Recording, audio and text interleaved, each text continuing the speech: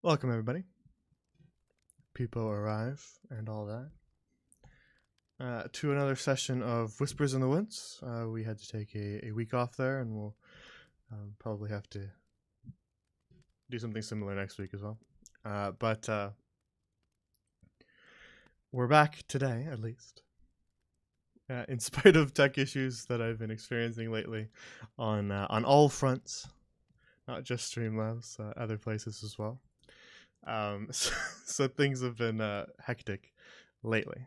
But I believe for those of you who showed up to Skeletal Suffering Hours last night, I believe they seem to be fixed. But this is the first long real stream that I've done since the fixes were in place. So I'm crossing my fingers, but I think everything's okay. So first things first, the bookkeeping that we need to do. When you guys look at your quality options for this stream, what do you guys have? Let me know.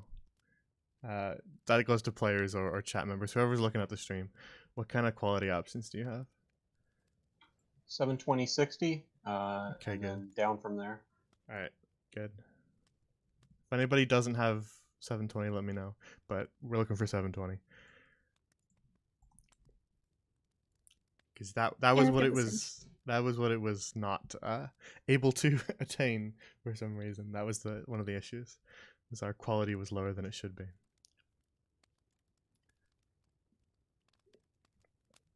But good that you have 720. The other thing that we're going to do for bookkeeping is a general channel points check. Now, a lot of the people in chat right now have already told me.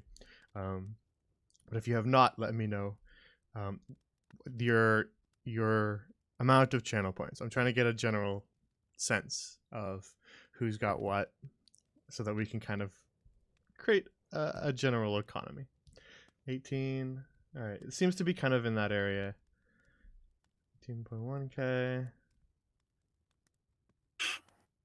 Yeah. 6,000. Man, I only got 2,000. 10 Oh my! It just depends Well, on how much you. It just depends on how much you watch the streams. I had more. There's no but- wrong answer. Like, that first little poll, everything went into that. You're all good. You're all good, I get Tasty. no You care. don't need to tell me again. I imagine it's gone up by 0.1 or whatever since then, but you don't have to tell me again. Tasty, I know. I got your number. I think Luno and I had almost 40k, and then we all blew it off on a poll that said, "How are you doing today?" Yeah. Yeah, Great times Tasty. we had. Tasty probably has around what 81k now. So I think Oh, he's Tasty. freaking Scrooge McDuck over there. I know Tasty is the whale currently. It's the high roller in our little economy. 81. There we go.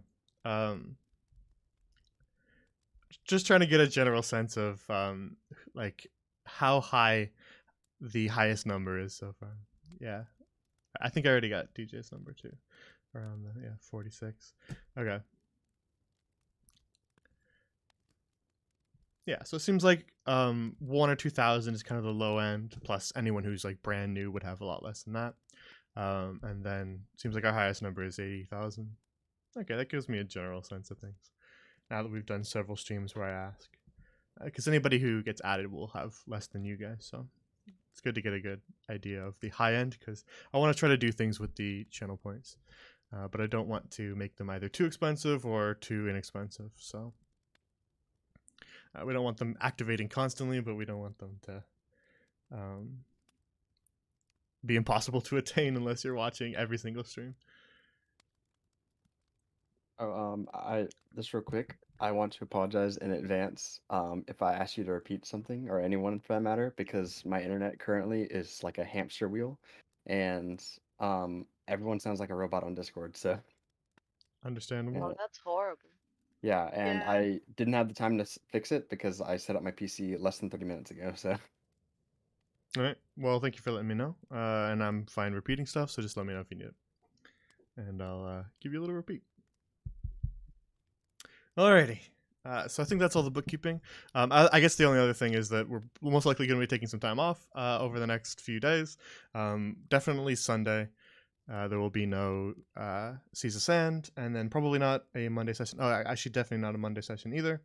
And then as for Wednesday, we'll talk about that at the end. But for me, probably no. but you guys can throw your hats in at the end of the session. The only other thing I told the the players before we went live is this might be a shorter session just because of all my tech issues. My time for prep work has been lowered a little bit this week since I was focusing on doing that. I didn't want to do another stream until the Streamlabs quality stuff was fixed, but luckily I got it fixed last night. But it's consumed some of my tech issues plus some laptop issues on the laptop that I do all of the prep and writing on. So there's a chance that this could be a shorter stream, just if they start sprinting through everything and they're like, nope, ignore that, and they just they just run straight ahead. Then I guess there's a chance that this could be a shorter stream, but I think we'll be okay. For 3 hours. Yeah, RP for 3 hours. I mean, I'm fine with that. I like RP. There's certainly been streams like that before, but all right, let's get into it. So, for the uninitiated, Whispers in the Woods is a campaign. I guess it doesn't particularly line up quite with that description anymore because there's been some things that have changed, but we'll get to those.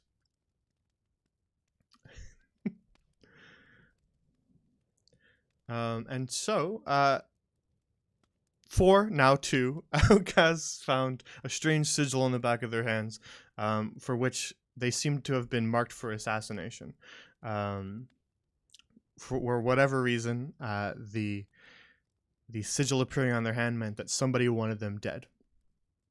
And so, after escaping an assassination attempt, they investigated why someone wanted them dead and eventually traced down some of the assassins who had attempted it and learned that they'd been hired by a mysterious figure called Beira, who I guess they don't particularly know the exact reason why she wants them dead, but that eventually led them through the woods and to a area called the Whisperweld, which is a sort of mysterious fey forest that most people steer clear from because it's hard to navigate if you aren't fey.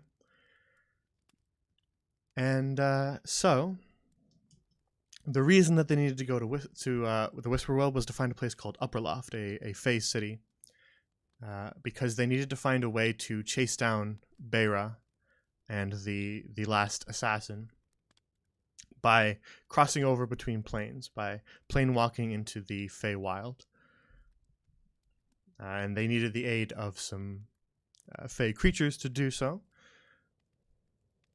And so upon arriving in Upperloft, they found a council of sort of elder fey, archfey, who told them that these sigils on their hands represented sort of a destined fate and a need to protect the Whisperweld from Beira's threat, as she's been spreading this black mold throughout the forest,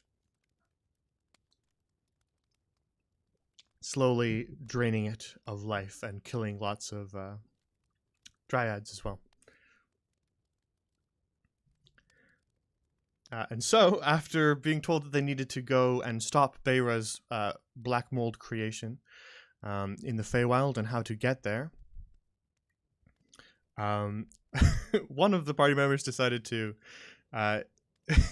commit horrific hijinks in which the necessity to obtain a flying squirrel pet trumped the overall safety of the realm, and so a murder was committed, and a entity as of yet unseen took advantage of that opportunity to sever that champion from her fate,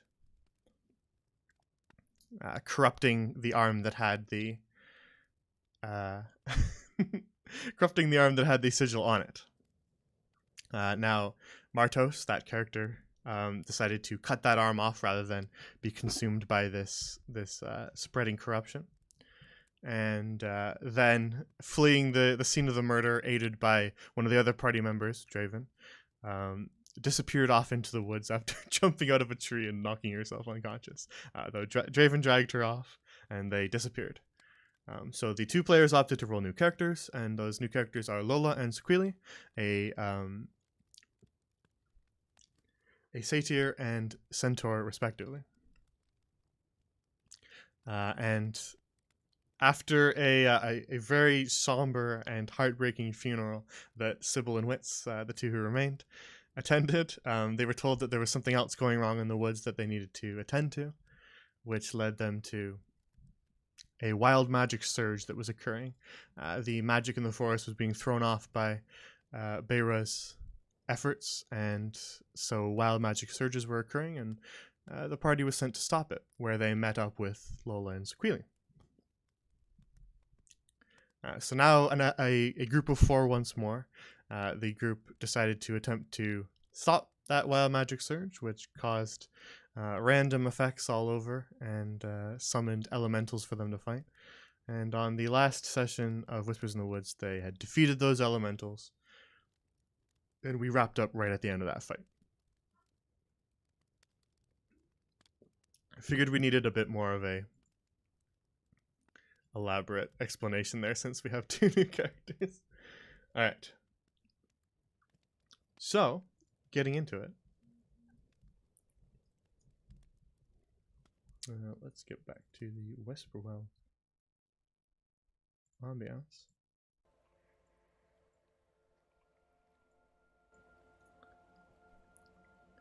So where we left off, you had managed to defeat the 4 elementals that were summoned by that wild magic surge that was occurring in the forest, and had dispelled the fountain of wild magic, which dissipated some of them when they died. The thunder and sort of electrical elemental and the fire elemental sort of dispelled when they disappeared. The ice one shattered and melted, but the stone one just crumbled, so it is still a pile of stone and leaves. So nursing a few injuries. I think some of you guys were a little bit injured. Oh, yeah. And a little bit disoriented by some of the effects of the wild magic. The forest falls silent once again as your brush with wild magic is over.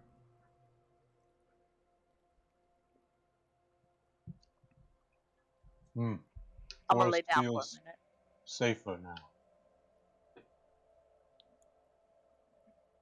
Indeed, it does. The sort of strange aura that the Whisperworld had, even beyond what the normal state of the Whisperworld is, that sort of strange refraction of light that hung in the air is now dissipated and gone. It just is the Whisperworld as you've known it, Sequili.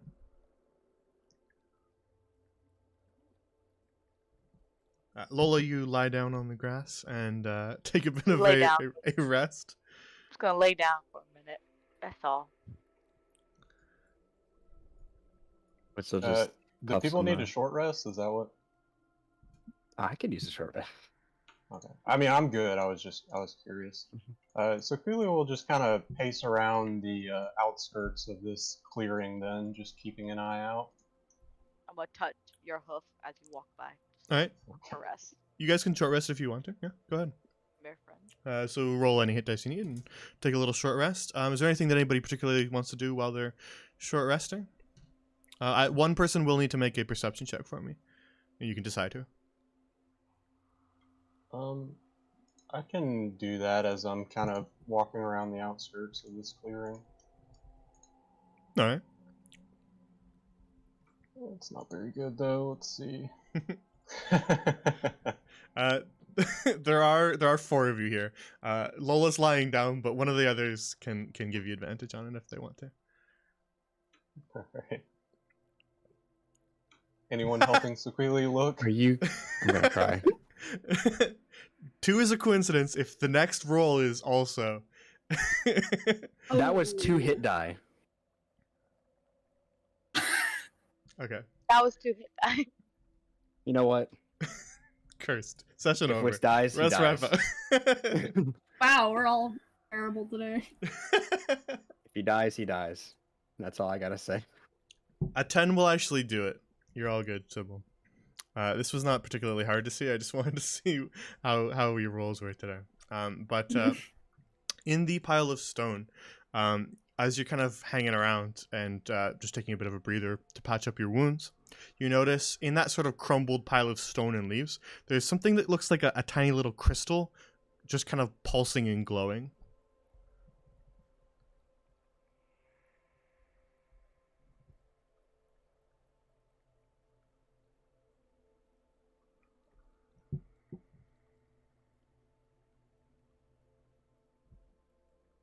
All right.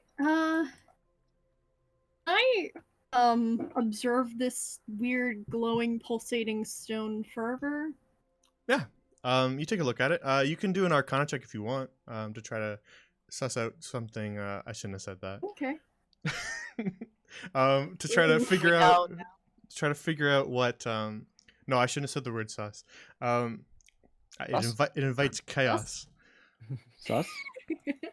To try to figure out what might be going on with it before you just start touching things, if that's what you want to do, Sybil.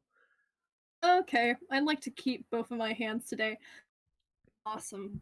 Well, it certainly has some sort of magical property. From an 8, you're unable to ascertain whether or not it will activate just from you touching it, but it is just kind of sitting there. Okay. Hey, Wits. Oi. Second magical opinion over here, please. Oh, what'd you find? Magical stone. Huh. Which is gonna grab it? Awesome. No fear. All right. As you kind of pick it up and look at it, Wits, and Sybil, you're looking at it too. It appears to be quite similar to the strange little refractions that you saw with throughout the sort of air.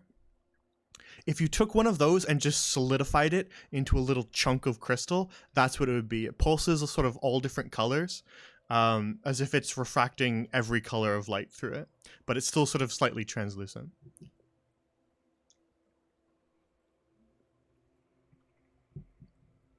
It's small enough to fit in the palm of your hand. What's a ritual cast identify on it? He wants to know more. Very well. Yes, you're doing a short rest, so while you're hanging out here, you can ritual cast identify. It is as you finish up and sort of examine this this strange crystal that you found, you come to the conclusion that it is a concentrated shard of wild magic.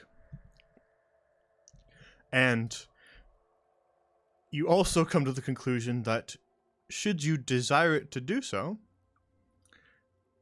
it can chain to a spell that's cast.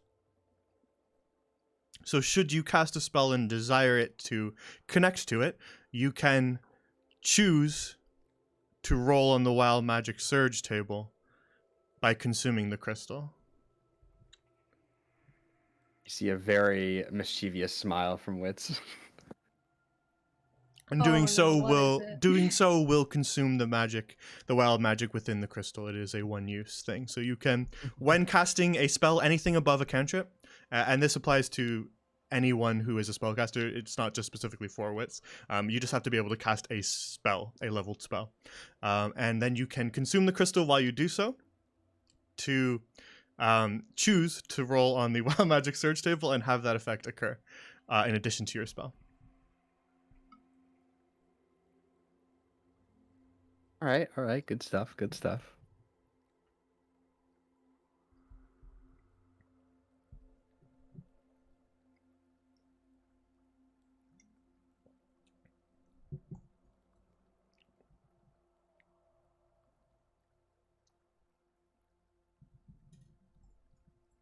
Yeah, so sort of as you examine it, it just has like just every school of magic just kind of pulsing and changing constantly within it as those little refractions of light change.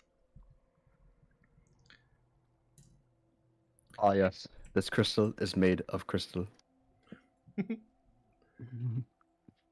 No, he'll explain to Sybil that it's a wild magic thingy. He had to take a minute to think if he really wanted to reveal it or not.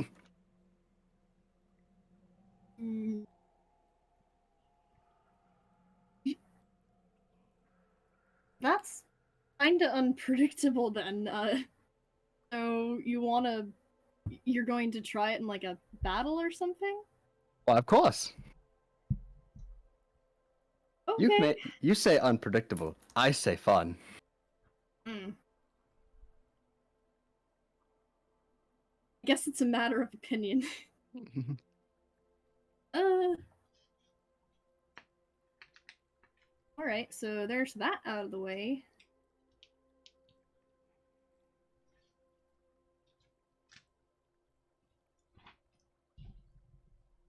Other than that, unless there's anything else anyone's doing during their short rest, you can finish up all your hit dice. Make sure you got all your health points back. And, yeah. You sort of collect yourselves and, finish patching up some of your wounds. And can decide what you want to do next. Yeah, make a cool squid out of the smoke from your pipe.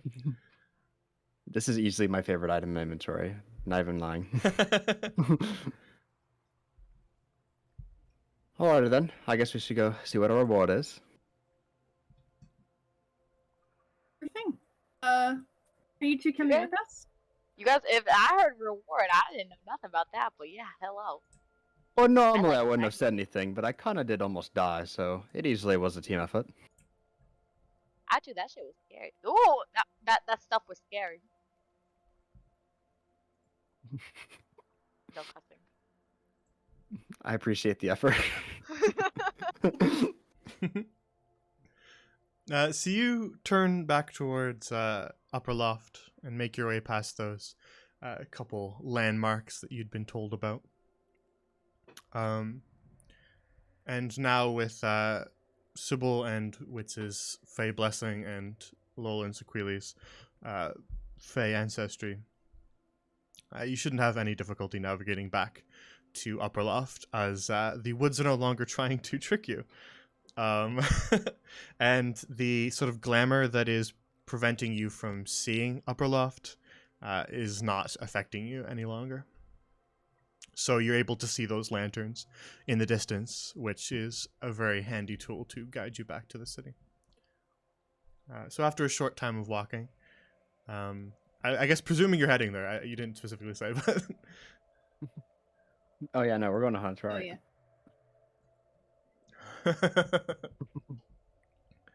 Alright, you're not here. You're down here. Let's get a copy of everybody together. I forgot to do that.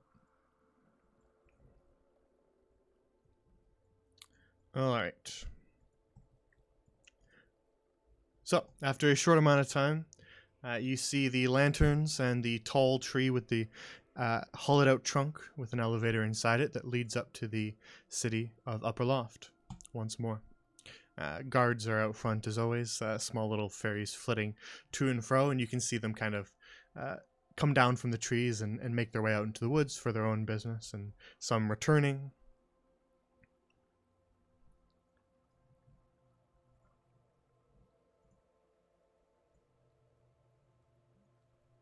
Alright then. I guess we better get back up to Upper Loft.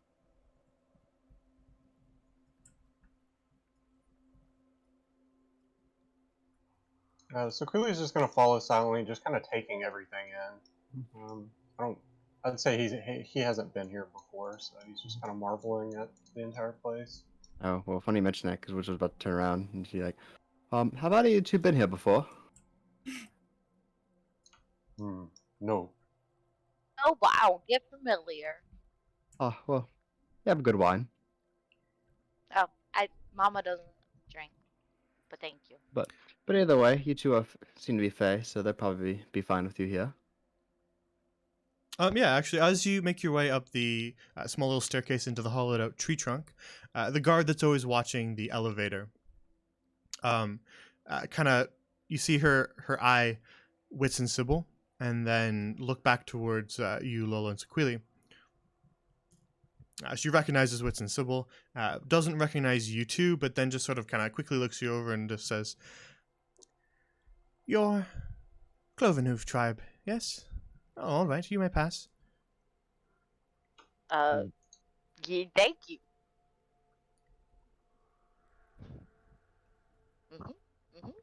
And you make your way into the rickety old elevator that leads all the way up this tree trunk into upper loft. And as as you all arrive inside the elevator, the little guard quickly pulls that lever, and you feel it kind of creak and lurch as it begins to yank you upwards into the sky and to upper loft. Alrighty.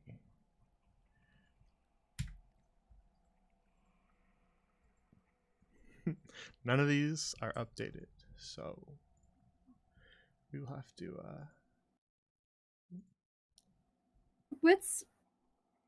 What? Oh, what? Is something Sorry. wrong? Did you just make a screaming one-eyed Mardos? What? One armed.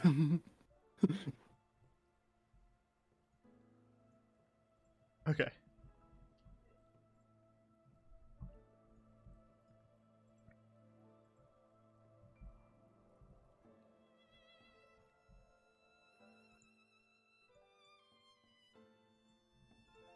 So back in Upper Loft, the city of the fair.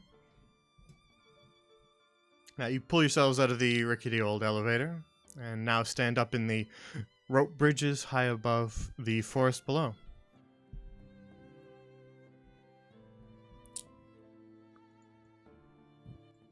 And you may Pulling head this lever. pulling the lever. Pulling it. I'm pulling that lever. All right, then the elevator that you just stepped off of lurches once more and begins to rattle its way back down the tree trunk, That's leaving just a very, very long drop and empty hole in the wooden flooring at the top of this tree trunk there. Huh, if only Maltos was here, she would have loved to jump down it. Mm, I like I'd Martha. love She sounds fun. off of things. Who's She was Martha? fun to be around, except for when she wasn't fun to be around. Yeah. What the fuck does that mean? Anyway, Sybil, do you remember who sent us on that mission anyway? Was it one of the fairies? I think it was. I don't remember her name. But either way, we should go find her. Mhm. It did happen this day, so if you guys don't remember outside RP, Absolutely don't remember outside I can RP. I can assist. I can assist if you want me to. I'm always like hesitant because sometimes players just like to RP that they forget stuff, which is fine, and I enjoy that too. But so I wanted to make sure if you want to remember it, you can make a int roll for me, and I'll remind you. I will absolutely make an intro. Okay. Which is, he's a wizard. He has to write everything down in the book. Of course he forgot. Where is it? Here it is. Not particularly high DC. What happened this day? All right. Wits, Oh! you recall that the person who first kind of approached you guys and tasked you with investigating this wild magic surge was a dryad named Mycelia. Ah, yes. Never mind. It wasn't a fairy. It was a dryad. Ah, I remember now. Her name was You- Mycelia. We should go With find a, her. With a 16, you also recall she offered you a reward. Oh, Witch definitely didn't forget that. He never forgets a reward. Alright then, we should go head to the dryads then. Lola, are you going to let me onto the bridge, please? Can I? Sorry. Poke. Let me just gonna poke your horn real fast. Sorry, I don't know personal boundaries. I just always gotta talk to people and get in their face. This is real neat. You are real neat. I've never seen someone like you. Okay. What exactly good does now. gives eyeballs mean? It's the eyeballs. Like, hey, look at your horns. Look at my hands. Look at you. I thought you just Good. pulled out a Right pair of there. eyeballs and were trying to hand it to her. I'm not Martos. Martos has all my eyeballs and everything cool. Don't worry. We'll start collecting things soon. Oh, I forgot to mention, this is Upper Loft. See, very nice, very nice. Yeah, which is a tour guide now. Yeah, I'm kind of a big girl. I'm a little nervous about these bridges. Not So again. also nervous about bridges. See, yeah, we're big people here. We're kind The of. trees will catch you if you fall down. We've tested that before, in a way. Isabel, maybe not the best time to bring that up. Yeah, Witzel I'm a- put out both of his hands. Don't You worry. are. Here, each of you grab a hand. I don't like holding hands, but Hmm. you're a No. stranger. Never mind. Mama said I can't hold hands with strangers. No hand holding. All right. Well, how about this hand? Witzel use Mage Hand and hold it next to Sequili. Does that hand count as a stranger's hand? Am I not allowed to hold that hand? Maybe counts. Mm. Okay, I'm not gonna hold it. Sorry.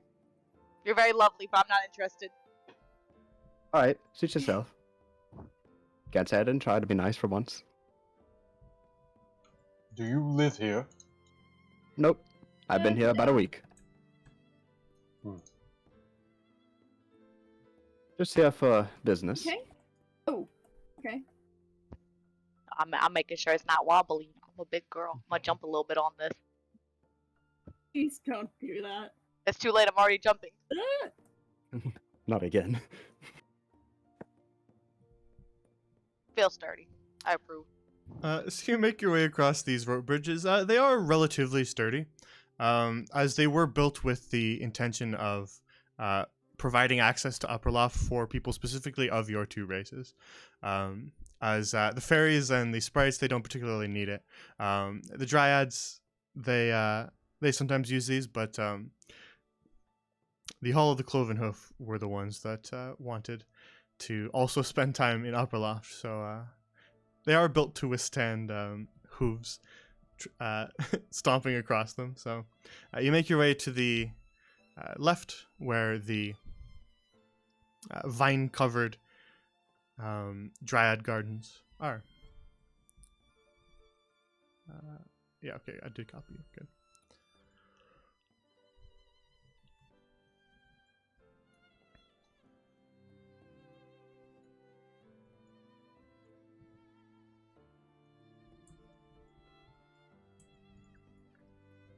Alright. Just replacing portraits because I have not been able to do the updates. Alrighty.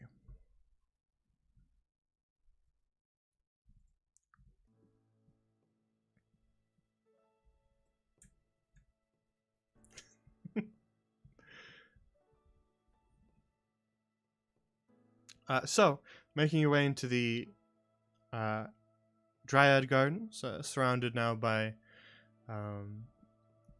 plant and flower alike. You see several of the Dryads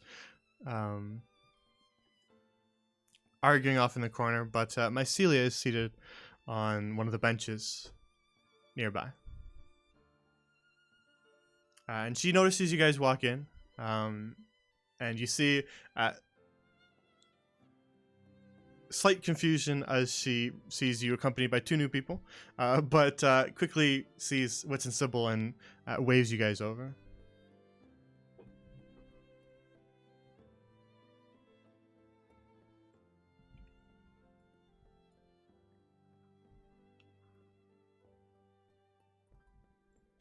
Mycelia. Hello there. Well, welcome back. Did you find it? Oh, yes. And we took care of the situation. You see her just kind of like lean back on the bench and just kind of breathe a big sigh of relief.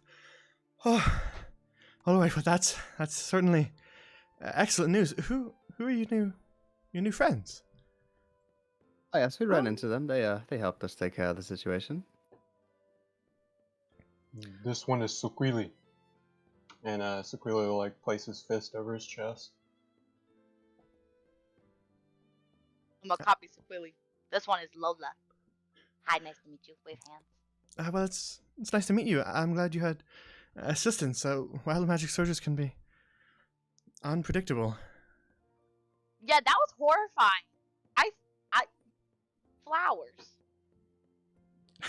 Indeed, It there was are pretty fun. Yeah. there are all manner Flowers. of flowers throughout this room, Lola. Flowers are comfort tools. It was nice. Except for the part where I almost died. That was a little less fun. Yeah, we would have been in a bad situation if we hadn't run them. Thank you for that, by the way. I don't think we ever thanked you guys. No thanks are needed. I never murdered anything before. What? Maybe a chicken. I murdered a chicken before. Not my chicken. That was the first time I murdered anything. Oh, you were talking about the elementals. Sorry. White eyes. Really, what did she think I was talking? At the mention of the word murder, Mycelia sort of like jolted to attention and kind of quickly looked over at you, and then kind of realized no, there's no connection here, and then just kind of waved it off. Yeah, which so quick, Everybody- Like, oh no, not murder as in someone here. Murder as in elementals that tried to kill us from the wild magic. Yes, I'm sorry. I apologize. Just folk around Upper Loft are a little bit on edge with the recent murder.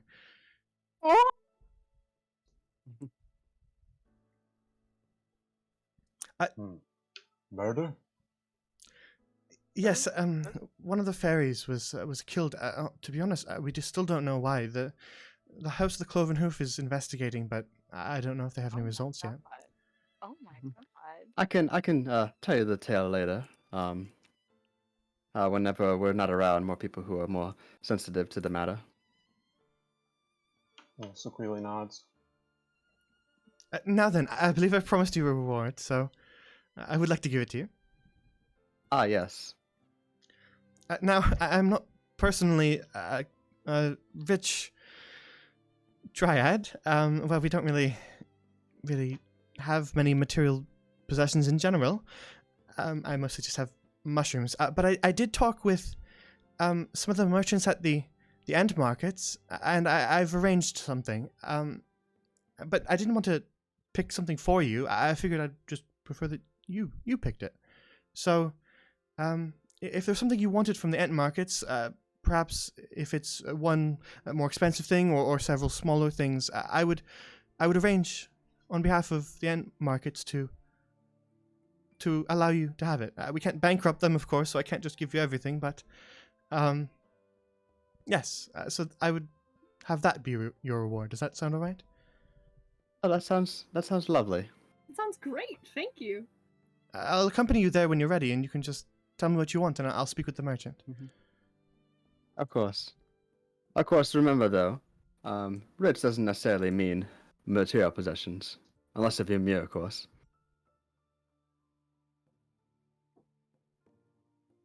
Well, whenever you're ready to go, we can head to the end markets, but if you need to rest, I understand. Oh, well, I'm always ready to go to a market. How do all of you feel? Not like Well you're gonna rested. run into anything trying to kill us. Well, it's not the first time something's tried to kill us. But Well, regardless, I'm ready if you guys are. well, then let's be on our way. She kind of looks towards you, Sequili and Lola. Will this be your first time at the end markets? Sequili nods. Mm-hmm. Yeah, it will be. All right. Well, it's quite wonderful. Please feel free to take your time looking around before you come back and talk to me. And she'll I just will kind of touch everything. she'll walk along with you guys towards the ant markets if that's where you want to go.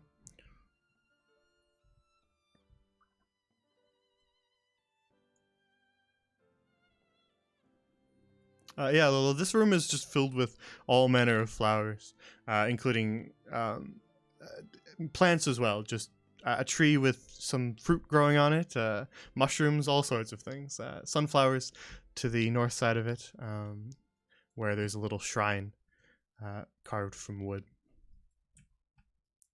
But I approve everything. Mycelia walks with you guys as you make your way across the road bridges. I'm going to go to each of the maps just so that I can keep replacing portraits on them. Even though I would jump you right to the ant markets, but I know that the in-between maps don't have the new portraits, so I wanna add those ones there. All right. Western Walk. Yeah, that one still has all you guys. Be gone.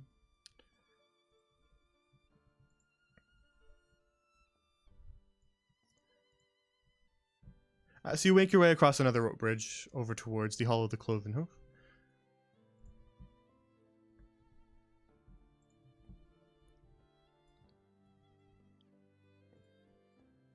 I'm in the other maps deleting your old portraits, so let me know if there's something you specifically want to do on your way there, because I can't see. Don't say that while we're on a bridge. Yeah, if you want to jump off the bridge, let me know. Some weird instinct is kicking in, and I don't know what it is, but The instinct of a past life.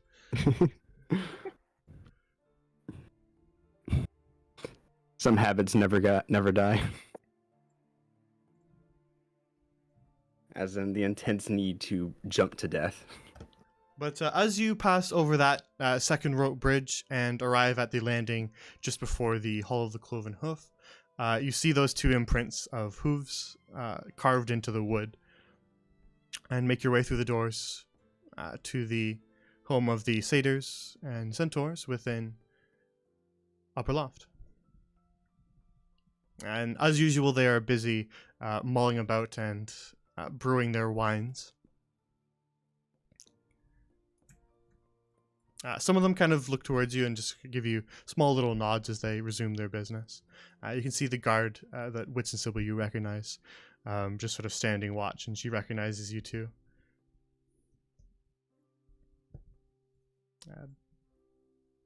Bruna, I think her name was. But it's been a while. I think that's what it was.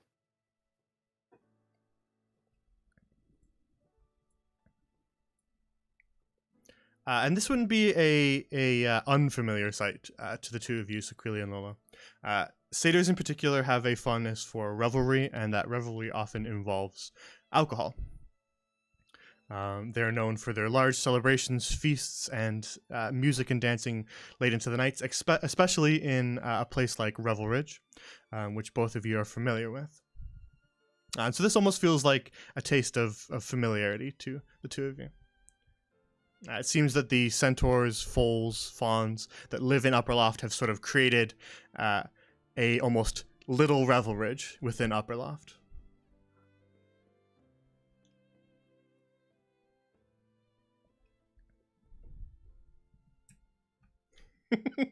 Mama isn't here to stop me from drinking. it's time. Dives Well- into this big giant keg. Well, among the satyrs and centaurs that are working here, you can see that some of them actually do occasionally pull buckets of wine from some of the massive barrels that they have here, and they're sort of tasting it and testing the taste.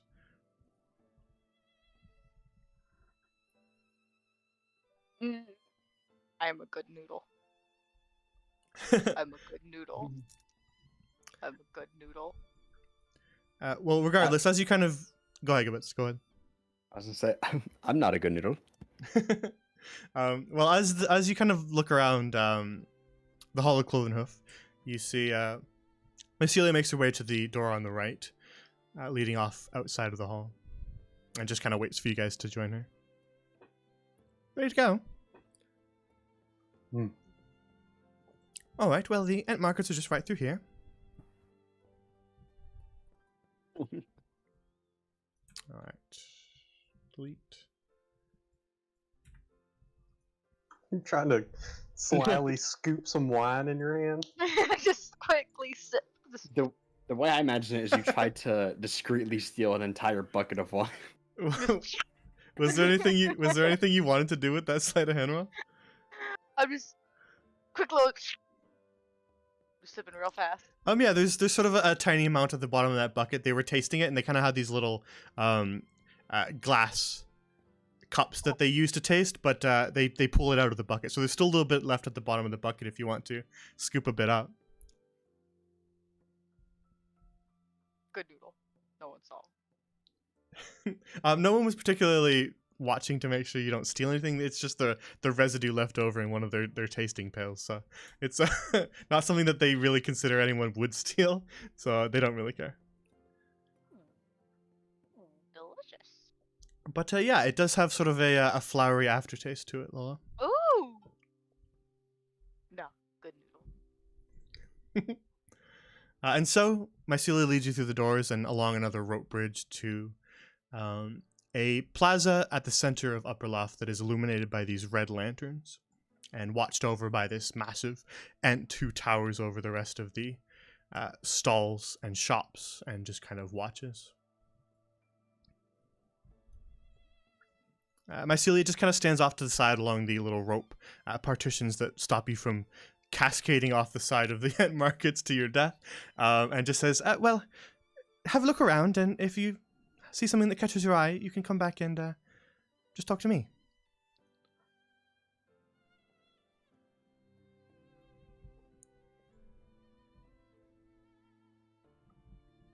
And she'll just wait for you.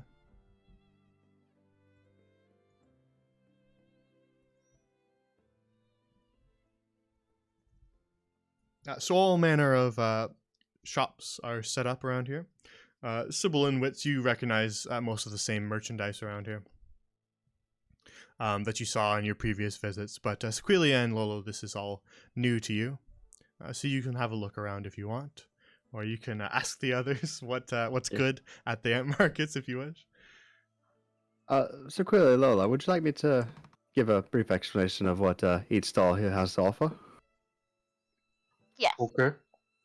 Okay, so this woman over here, she provides oddities and somewhat rare items, both useful and more useful on some ends, and other ends a little more from a decorative or showcase.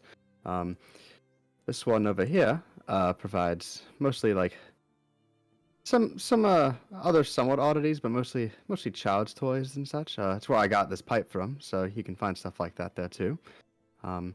This one over here provides different wines, in case Lola decides she wants to be a bad noodle. Good noodle.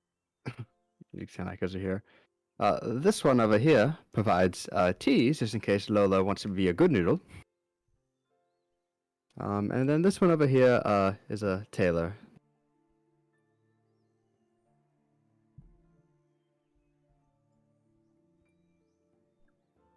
So if you want me to go back through any of the items that are sold in these stalls, I can do so. Because I know it's been a while and you probably don't have them committed to memory.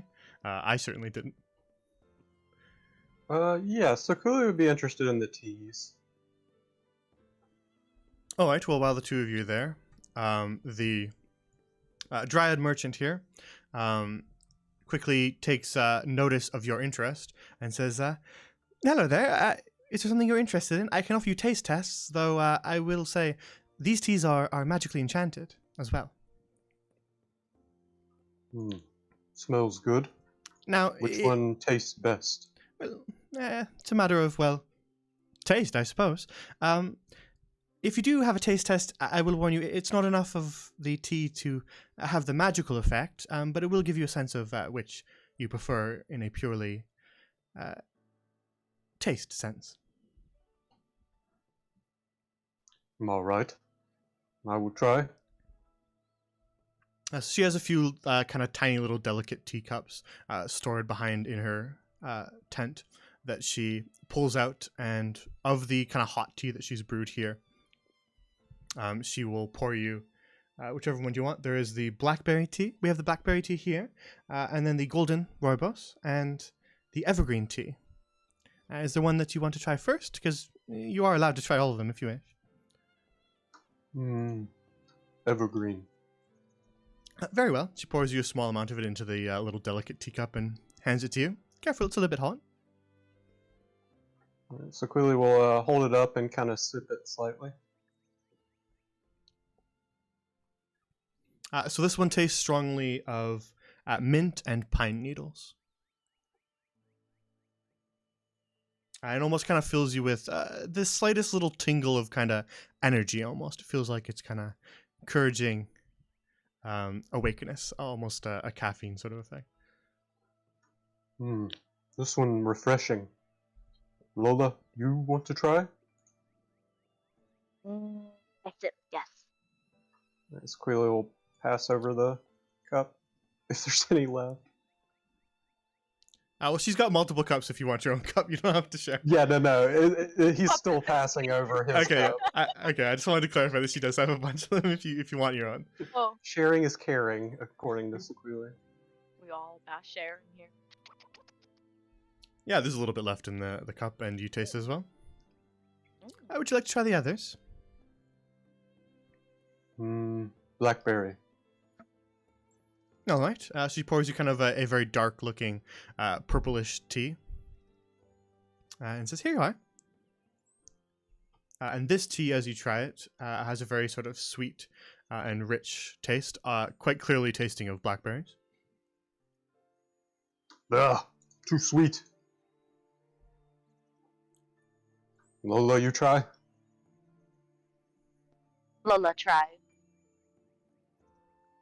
All right. So yeah, this one has a very almost sweet and kind of yeah, just very sweet. We'll do a little conga line of taste testing. She hasn't sweetened it all with any sort of sugars. It's just sort of the natural blackberry, sweet and ever so slightly tart. Golden. All right, and the last one as well. She pours you a little bit of a yellowish tea that seems, as she pours it, it seems as though it sparkles more than the other ones did.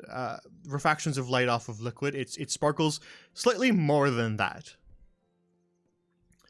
And she hands it over to you and says, "All right, here's the golden rooibos." All right, taking a sip. This one has a almost flowery, perfumey taste. In addition to sort of the richness of a normal tea, and it makes you feel like your skin is clear and that you have sort of almost this confidence to you. You feel like a million. Really? You feel like a million gold coins. Sequili feels beautiful. Lola, try? Lola try. Ooh! Lola feels extra beautiful.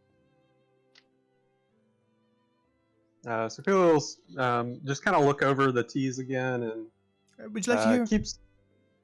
Would you like to hear more about the Sorry. magical effects of them? As I said, if you drink an entire glass, then you'll gain the enchantment in it. Magic is good, but taste is important. Of course, of course. We will listen. And as I explained to your friends over there when they first browsed my shop, you can buy the tea hot right here if you want it right now, but for the most part, people don't want that. They want to buy a bag of the tea leaves to brew their own. And I do provide that as well.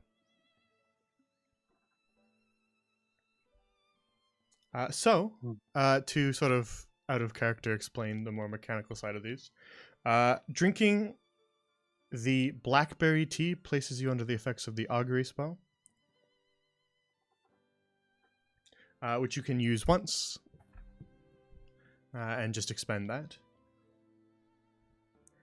The golden rooibos, the one that makes you feel confident and beautiful, is used to enhance charisma checks. Any check made with the any ability check made with the charisma, so persuasion and stuff like that. And when using it, you can drink this tea to gain basically a charge within the next 4 hours that you can use. That basically lets you forgo rolling that check and instead give yourself a 12 without your modifier. So your modifier would be added to that 12.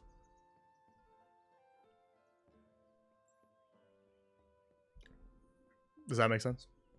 Yeah. Lola? Yes. Do you get what I mean by that?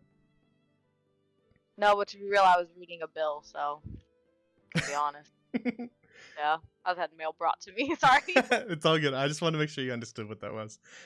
Basically, if you're making any sort of charisma ability check, so performance, persuasion, things like that, intimidation, all of those, you can use this tea to basically not roll, to choose to not roll and instead guarantee yourself a 12 without your modifiers. So the 12 would then have your, let's say you did a persuasion roll with this, that would guarantee you a 20 because you have a +8 to persuasion. Whew. Okay. I just wanted to explain that so that it made sense, because I know it's a bit more complex. That's a little bit like Portent, which is on my mind lately. Those damn divination wizards. Man, they're so fun. And the evergreen tea, as I said, gives you sort of energy, fills you with energy, almost like a caffeine effect. It basically gives you, after you drink it, it gives you a second reaction that you can take in between your turn. Expendable, of course. Oh yeah. Yeah, I was debating on getting the blackberry because of augury, but I felt like in character more Sequili would go for the evergreen. And now knowing the mechanical effects of it, he's definitely going for evergreen. Agree. Very well.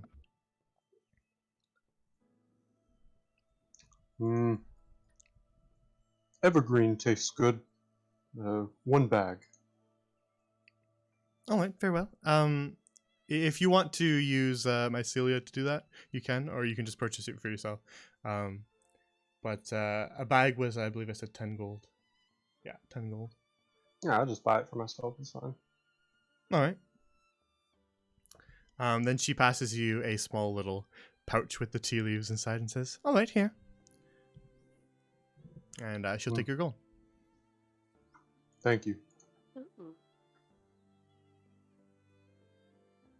What was that one tea? The not the evergreen tea, the other tea. The golden Oh, rooibos. Yeah, let me get a bag of that. I'm just gonna buy it. All right, that's 10 gold as well. Give me some tea. Right. Here you are. Got Thank you shown very in my much. bag. And here's your bag of tea leaves. Enjoy.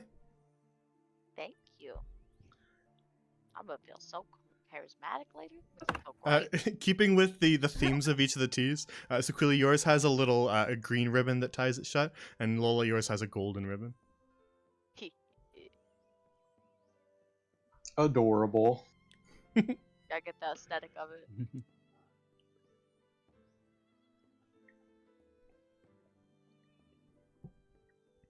So, was there anything else you wanted to look around at the Ent Market? What does she sell? I forgot. She had the bracelet, the fairy dragon bracelet, and the great owl shroud. She called it. She did have the armor, but Sybil bought that. What did the shroud do again? I remember what the bracelet did.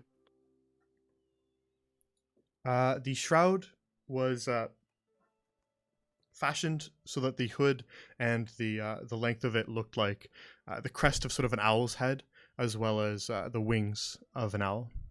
And it basically just granted you a rechargeable cast of Featherfall. Ah, okay. Damn, I know someone who could have used that.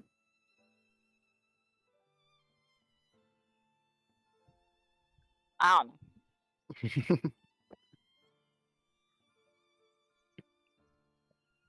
know.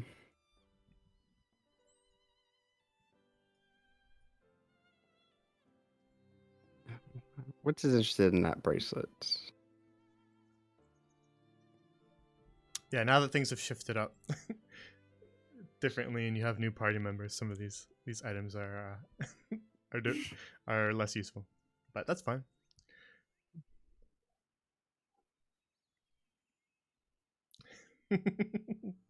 Yeah, polar opposite Lola has Featherfall. That's good. Featherfall is one of those spells where it's like somebody's always got to take it, because dying from falling is like the dumbest way, the most embarrassing way to die in D&D. Most fun. But luckily, it's usually pretty avoidable. But Unless if you're Mardos. unless you're Mardos, or there's specifically something Martos really just dangerous love happening. home.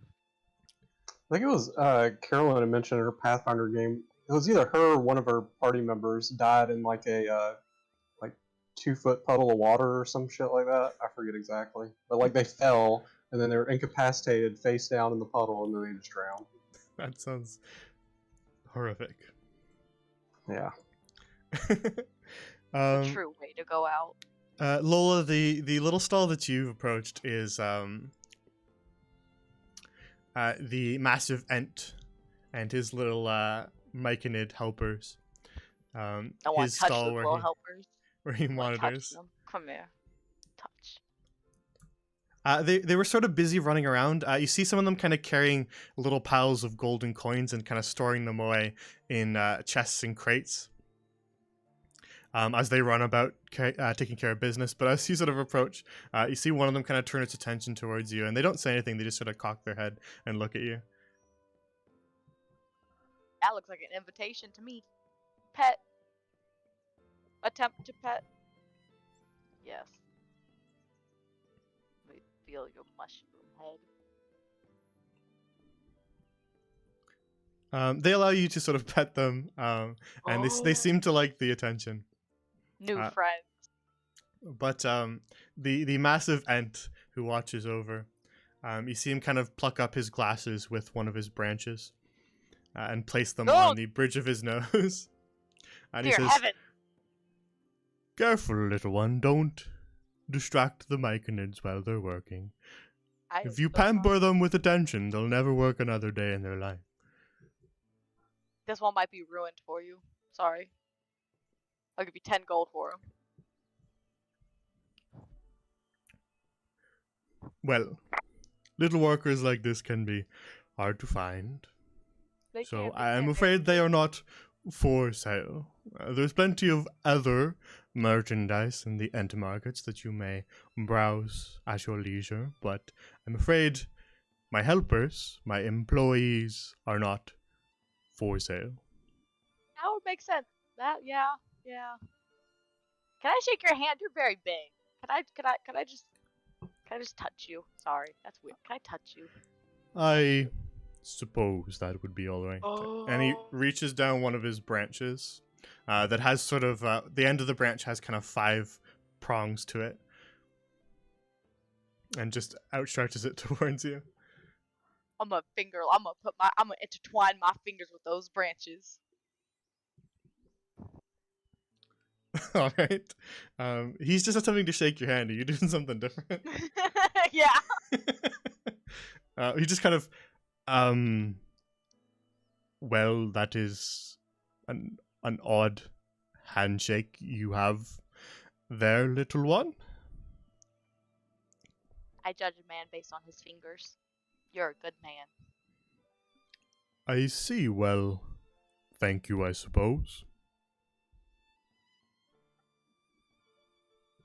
It was beautiful meeting you. Pet, run. Sorry about the petting. He just sort of chuckles as you walk off. Just sort of a deep rumbling chuckle. They have very cute mushrooms over there. You cannot buy them though. They are people. That's called slavery. Hmm. You just tried to buy one. I did, yeah. That's how I know it's slavery. All right, Wits, did you have a question? Sorry. Yeah. We got Yeah, distracted. Which was curious about the bracelet. Yes, the bracelet has little charms on it, in the shape of little eggs. I think I said it had 2. I do not remember. I'm pretty sure you said 2. Okay. No, I think it was 4, DM. Yeah, you definitely said 4. But I think you said it's infinite. yeah, I think you said that they grow back after a minute. I think it was. But yeah, there's basically 2 little egg-shaped charms, and the little sprite at the counter explains to you that if you detach one of the charms and then throw it, it has an enchantment on it that will sort of automatically cast a little summoning spell that will summon a fairy dragon. that will be friendly to you and your compatriots. How long does said dragon stay?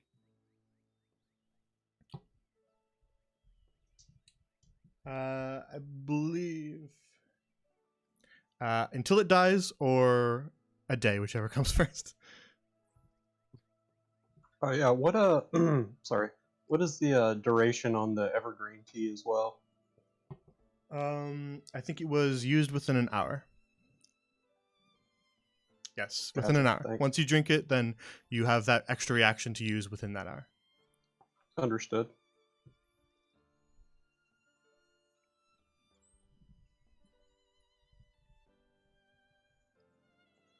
Pseudo dragon, or the fairy dragon bracelet.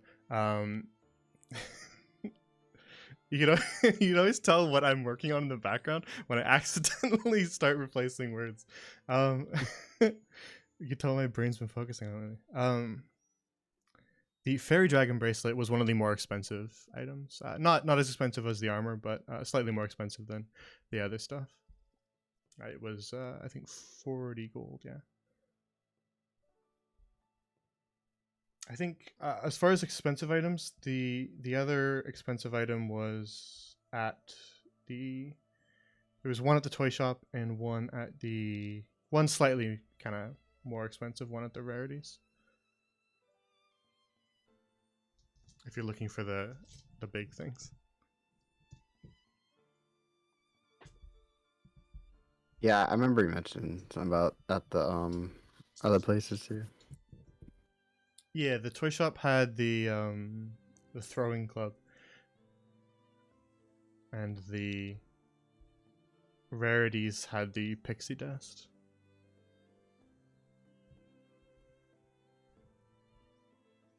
The bullfrog statue too from the oddity. Yeah, that was one of the cheaper things. That was a less powerful magical thing that just had some practical use. More for RP purposes. I've got more than enough RP out of this pipe though. All right. How much for that bracelet there, miss? The fairy dragon bracelet is 40 gold. Well, we had a friend here that said that there was some deal we're going to work out since we had helped deal with some of the wild magic happening in the forest. Friend, and she just kind of see her skin, and if you want to point at Mycelia, she's standing over there. Yeah, it was Mycelia over there. Oh yes, I remember her, buzzing around the markets and talking to some of the merchants. All right, yes, if you wanted to arrange, I could offer you that as a reward. Oh, yes, of course. But I don't want to bankrupt you from it. I would still pay for some. No, of course not. If it's reward, then I can give this to you for free. Oh, okay. Well, very well. Oh, wait, just let Mycelia know. She's the one who arranged it. Okay, I will. Thank you very much.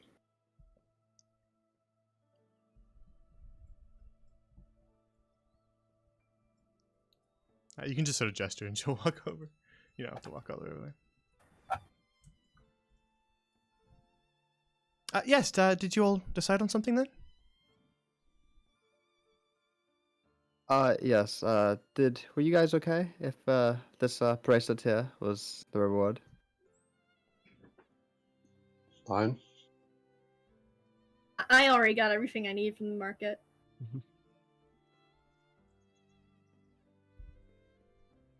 All right then.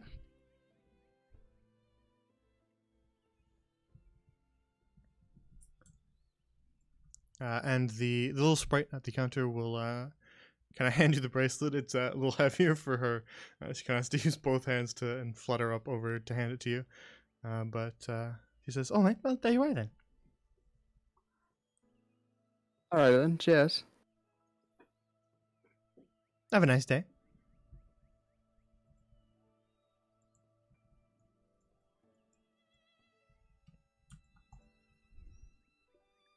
And Masili kind of turns back towards the group and says, "Thank you all again for all your help.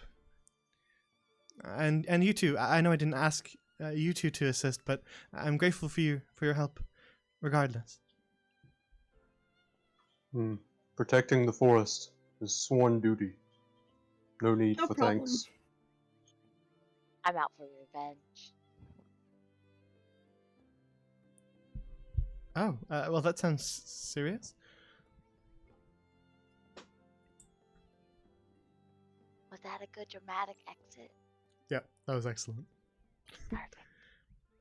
Well then, I suppose I'll see you all around if you're back at the Dryad Gardens. I believe you had rooms there. Of course, we'll probably be around. Very well, then I'll see you from time to time, I suppose. Have a nice day. Good too. Yeah. You too! And she excuses herself. Alrighty then. What should we do next?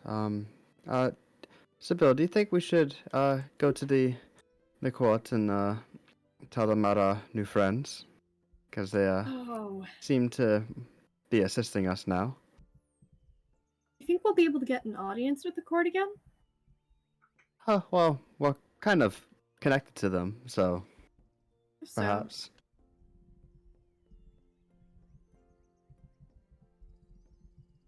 well, okay then. I guess that's the plan. We can do that. What? How would you guys like to meet some big, glowing... Hey! I have people. social anxiety. Why? God, me too. Friends. Would you would you like to meet the regional managers of the Fae Forest? I mean, no, but yes, but no, but yes. Sounds like a great sketching opportunity. Yeah. If it is needed. Trust me, I'm sure they'd like seeing new people offering to help, especially since the last two people that had offered to help did quite the opposite. Yeah. What are we helping with? I'm just trying to stab some moss. What are you... Related to the moss. And this is more effective than stabbing. Related to the moss? Good, because I haven't really stabbed before. We're trying to get rid of the moss by going after the person who is making the moss, if that makes sense. Wait, so like... Looks around. So like murder them? Yeah, precisely. If we can. Oh. Are we allowed to? Is this a qualified... Well, of course. Oh, that sounds fun and very exciting and very scary. Yeah. And you said it deals with the moss? Mm-hmm. Medusa shall have her revenge. After all, murder's legal as long as no one sees you doing it. That's why the other two members of our party are no longer with us. I'm sorry, what? We You wanted murdered them? permission for Y'all are this one. murder. Oh, The I last should reaction we explain. got, you should've I should said explain. murder. They Let's do committed murder. murder. Oh, And- stop saying it so loud! That last reaction we got says no murder. Murder is a bad word. Friendly wave. So, the court, yes. Yep. Let's do that. Lola, Sweating. watch your back. I think y'all like murderers. I think they're murderers.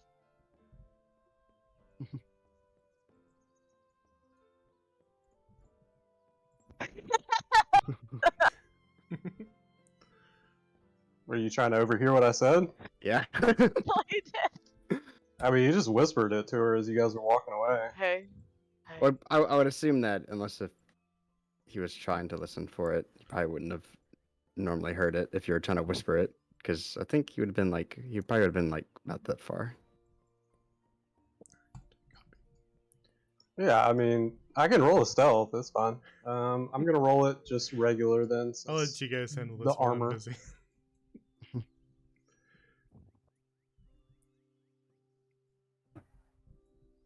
Oh! Ooh. Couldn't make it out. Yeah, must have whispered it through brainwaves. All right. So you make your way back along the ascending rope bridge up towards the Elder Council's chambers. The platform that's high up at the highest part of Upper Loft.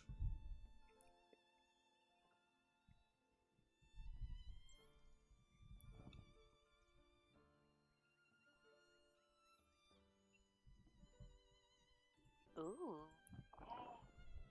Right. If I remember right, I was over here. Stand. I don't know if Jump. they should be on the pedestals. Well, should they? Does anybody As I'm remember which one standing Martos on stood on last time? Martis was on I this think it was one. this one. Okay. Yeah. Yeah, Draven was on this one, Jump. which was on this. Jump. Don't mind me. I'm just jumping through y'all. Oh, they're cracked. Okay. One of them has a big Oh. crack across it. Uh-oh.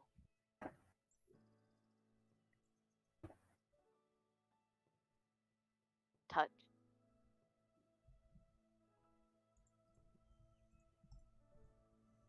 Sybil, do you think they should be standing on them since they don't have the sigils? Sigils? I'm not sure. 'Cause that's Oh! what's in them left. Are these like holy? Am I standing on like holy ritual stuff, cultist stuff? Kind of. And then Witch will like Oh. pull back his sleeve and to show his sigil. Sybil will do the same. They're fucking mythical. Mhm. That's lovely. I'm gonna stand back here. Maybe just for now, we need to. I don't know if they'd like it or not. They're probably not happy as it is, so.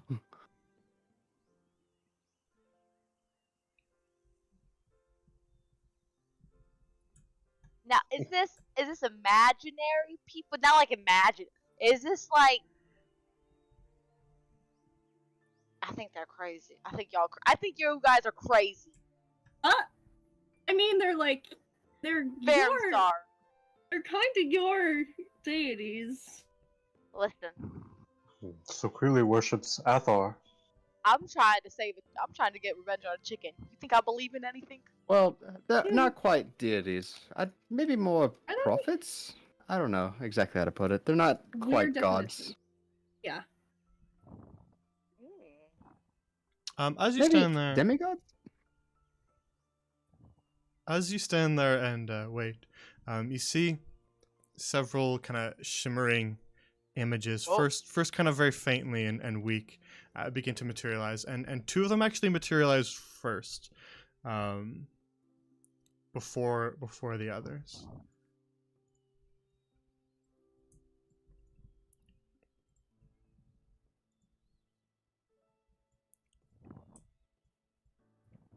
And those two silhouettes, as they appear, are far stronger than the other ones, which are faded.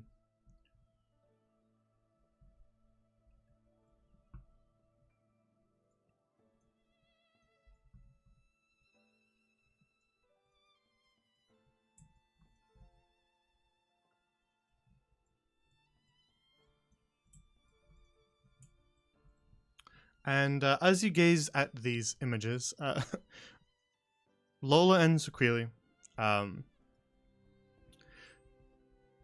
you have sort of a gut feeling that the other two did not really have, and none of the party had when you first saw them.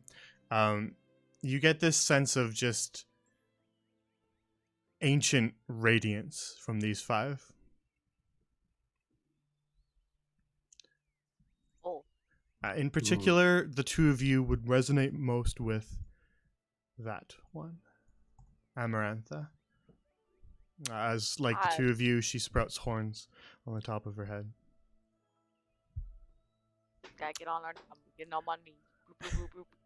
Bloop, bloop. This is a little drawing. Don't mind that. It's my tail. Bloop.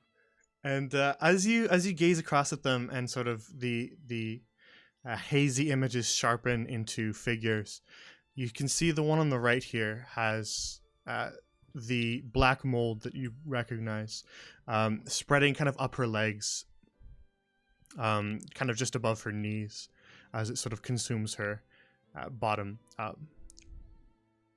And as you look across at them now, so does Nissendia. Oh no! I don't know why that happened.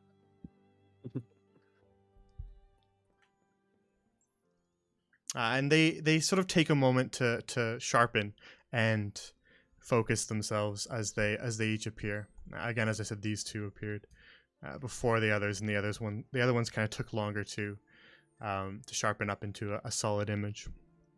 But they look down at you from where they're kind of hovering in the air, and the first one to speak is Pyroja, who's sort of looking at you, Sybil, and just says, "You Yeah? seek our guidance again." Well, a lot has changed since our last meeting. You see her sort of look past the two of you over towards Lolo and Sequili standing near the rope bridge, and she says, "I see. We also sensed a change. Nisandil, the rot has accelerated across him at an alarming rate. It was not something we predicted. Much has changed." Well, it appears, as we had previously discussed, I know that we were chosen at random, but it appears he has gotten the short end of the stick with the person that was chosen and connected with him. As she had committed trouble up here in Upper Loft. Nisandil speaks next, but his voice is kind of a little bit weaker. It kind of wavers slightly. "Indeed, I sensed a severance of the connection between myself and my champion. And that was when the rot began to progress." Yes, it appears your champion has murdered a fairy here. They all look relatively grave and grim at that, but not particularly shocked. They clearly sensed something was amiss, though they hadn't really pinpointed what. The one who looks most upset by this is the Queen of the Fairies, Pyroja. I see. But simply a crime, though indeed a grave one, it should not have had an effect on us. And you see them kind of all look at each other, exchanging glances for a moment. And then Nisandil speaks again.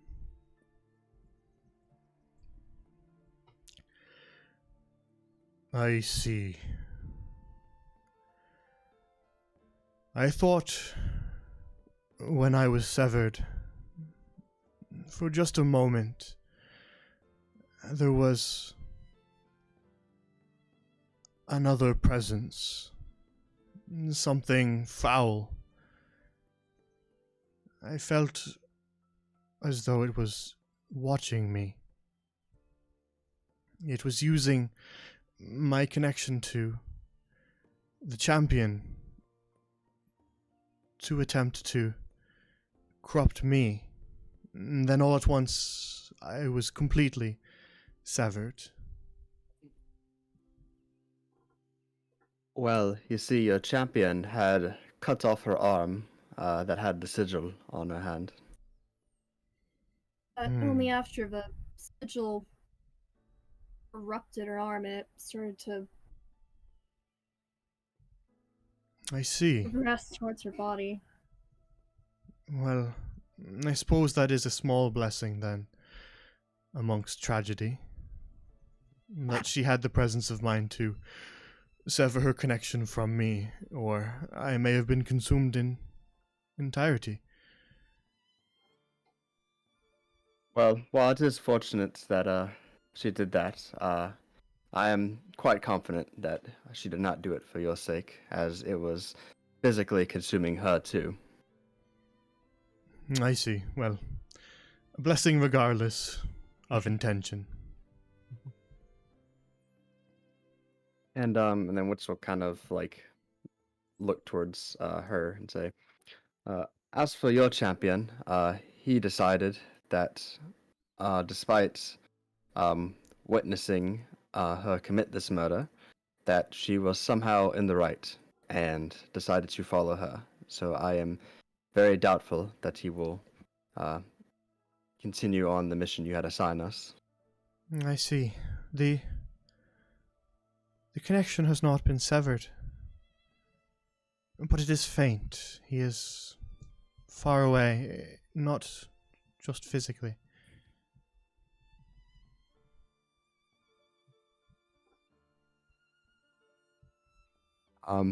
However, where there is misfortune, there is also fortune, as these two behind us we stumbled across them while dealing with a wild magic incident in the forest, and they are also interested in eradicating this mold and have offered to help us.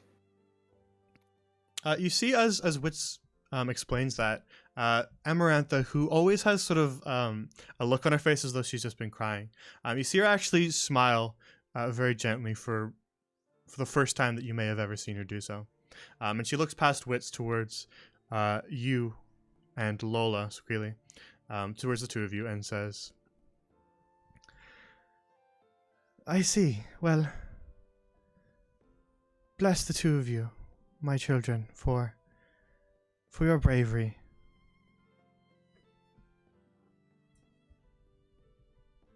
It is our solemn duty to protect. Well, my solemn duty. I do not speak for Lola. Someone I love was taken by the moss. I understand your grief. I'll do my best to make it right. The two of you,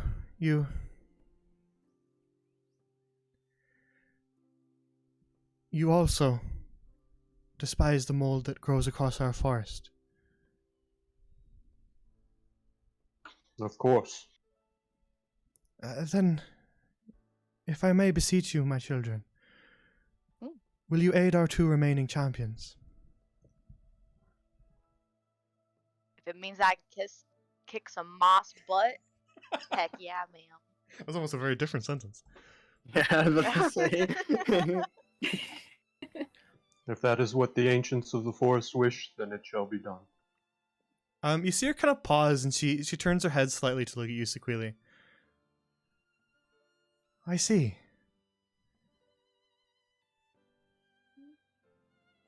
You are already a champion. You champion the cause of the Wildfather. Indeed. I worship Athar and do what he wishes of me. Well then, you are among friends. The Wildfather watches over all of us.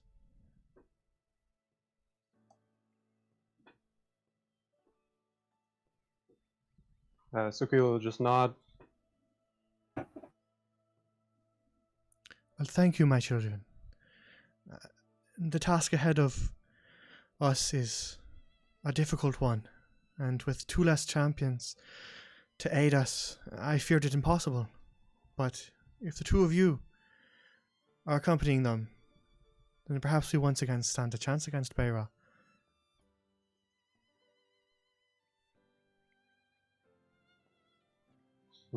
We will not fail in our mission.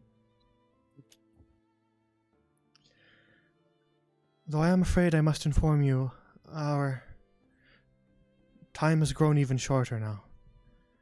The acceleration of the mold across Nisandil means that our situation is far more grave than it once was.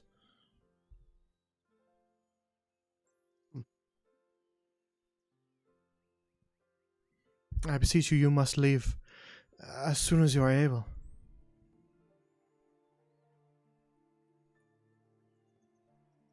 Very well. We will see to it as soon as possible.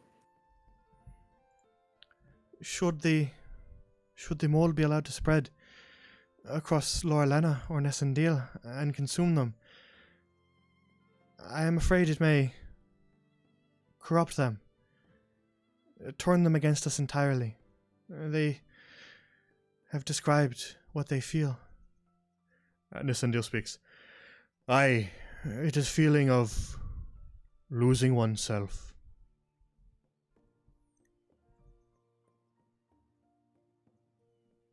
And we want to avoid that.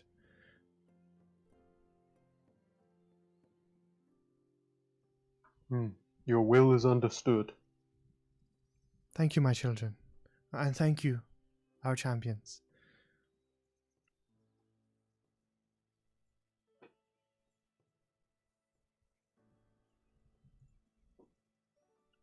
Pyroja speaks. Was there other questions you had for us, children?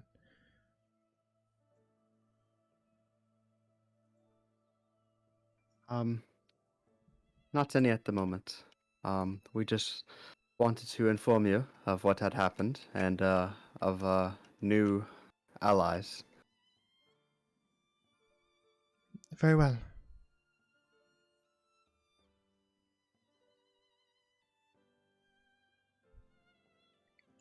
Then as you finish your conversation, you see them begin to kind of fade. The other 3 are sort of flickering slightly, and they disappear kind of far faster than the others. Even their images as they floated in the air were hazy and flickered, but these 2 were quite strong. They didn't flicker. They felt as if they were almost standing right in front of you. And so these 3 disappear first. And then Thersiasis gives you a nod, Wits. Just sort of a serious nod of confidence as he disappears. And Pyroja shoots you, Sybil, a kind smile, and then disappears.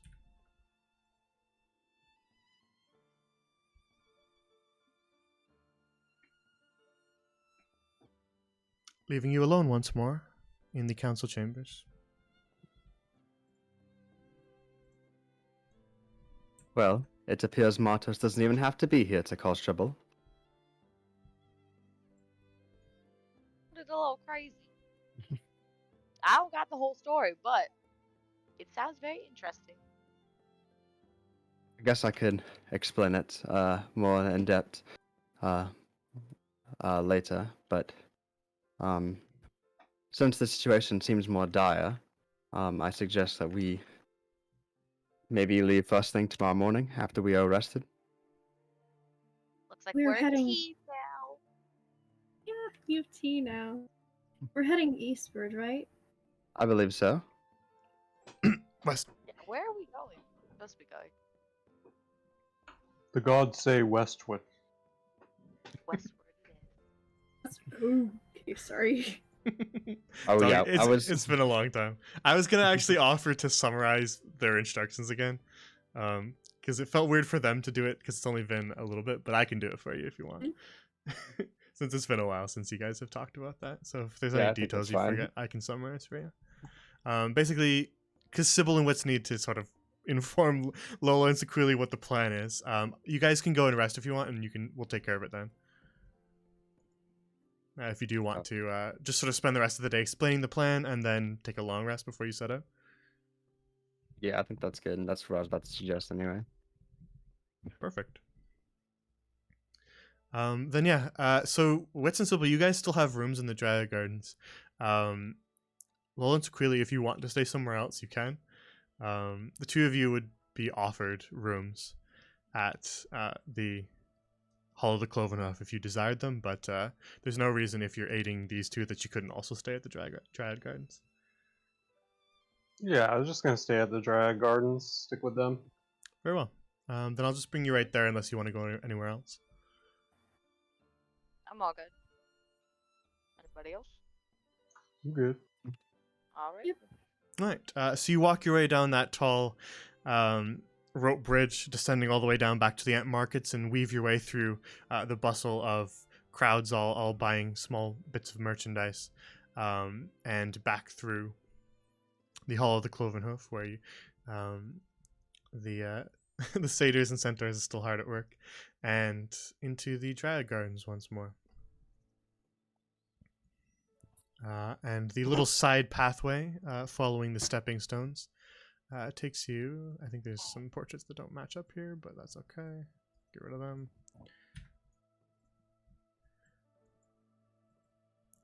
So the following the stepping stones down the side path takes you to a long hallway wreathed in vines and plants.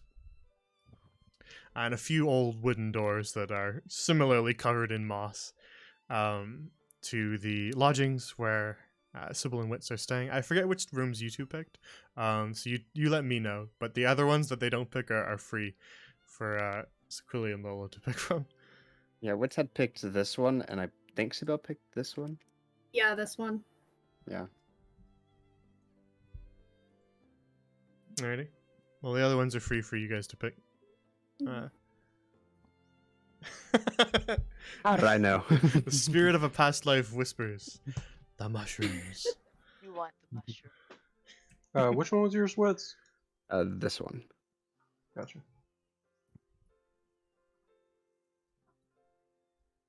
Yeah, so you can scan each of the rooms. One of them is sort of a beach palm tree. One of them is mushrooms everywhere. One of them just looks like you walked into fall all of a sudden. One of them is sort of a jungle here, Sybil. This one's a more kind of temperate forest with a little pond, and this one is evergreen northern woods.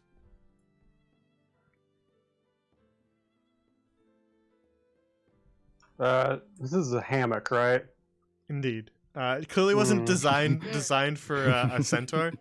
I wouldn't say it's necessarily impossible, but definitely more difficult. It's weaved from leaves and vines.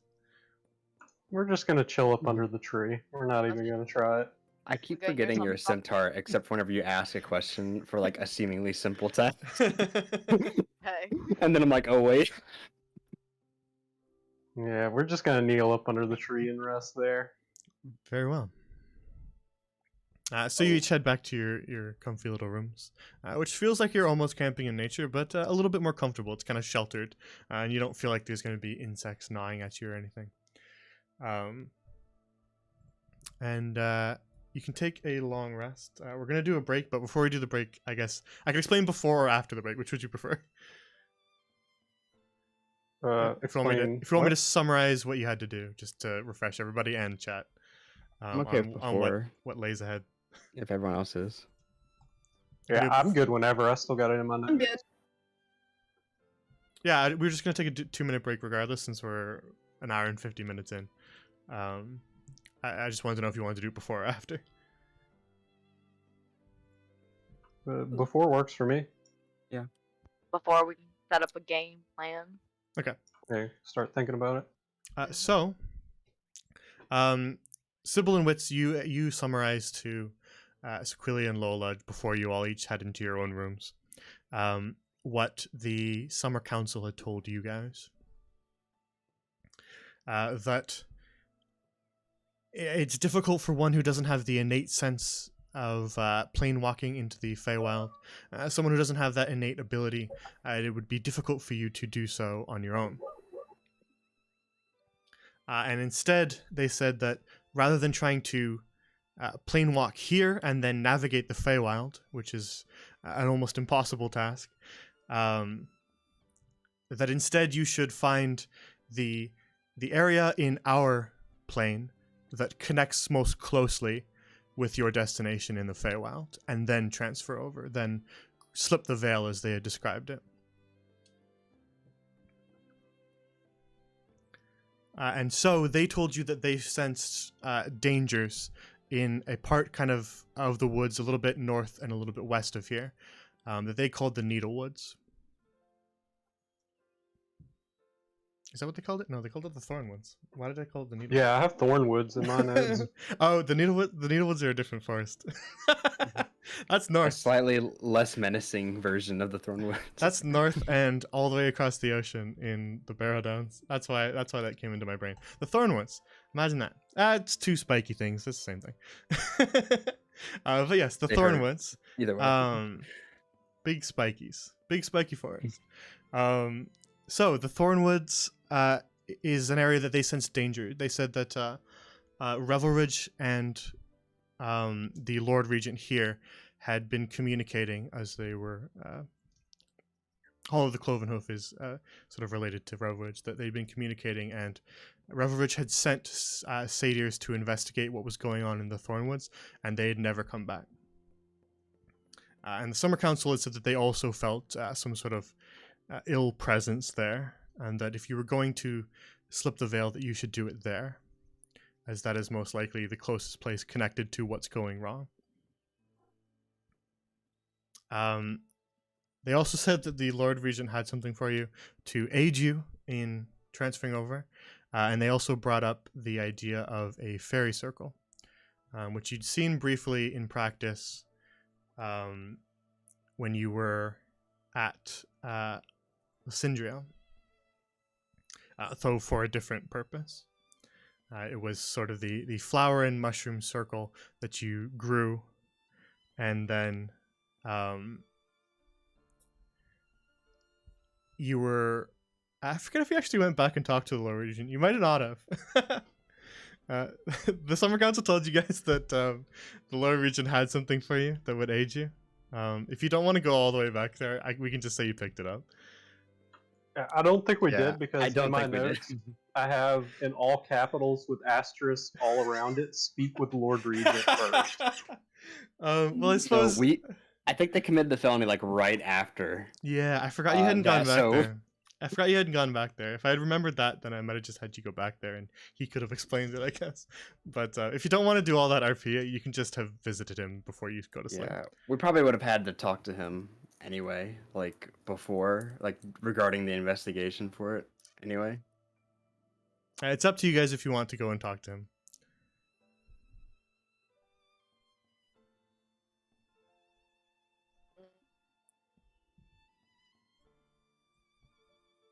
I'm all good. He doesn't know I exist. Yeah, I was gonna say, I mean, I'd leave it up to Sybil and Wits. They don't know we exist. You'll get the item regardless. I just want to know if you want to RP it all out, or if you want rather just move on. I'm okay just moving on if you're okay with that, Sybil. Since we probably Yeah. would have done it, so. Yeah. Yeah, because you guys had a couple days here and all that stuff. So I'm perfectly fine with just saying you visited him. He gave it to you. But he gave you, and in particular, Sybil, since you're a druid, he would have handed it to you. A small little parcel of dust. And he told you that when you find a good spot, a clearing for a fairy circle, that you should sprinkle that dust to form the circle. Okay. And that would cause the required magical plants to grow and allow you to slip the veil.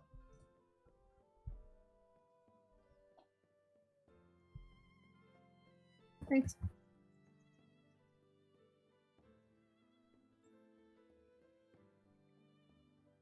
Quick question. Did we ever get told how to get out of Feywild? Do we know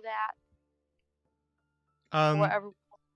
Well, Civil Events, I suppose if you asked him that question, he would answer it. if you feel that that was something you would ask, which you probably would want to know. Yeah. They aren't worried about getting out. Yeah. As you guys are standing there talking to the Lord Regent, a voice suspiciously like Lola's echoes in your head. Wait a second, how do we get out of here once we're done? Lola's voice before we met Lola. And he responds that should you need to leave, you should make very careful to not disturb your end of the fairy circle once you arrive there. There will be a fairy circle within the Feywild that you arrive from. If you disturb it, you will trap yourself there. If you leave it alone, you will still have your portal to leave.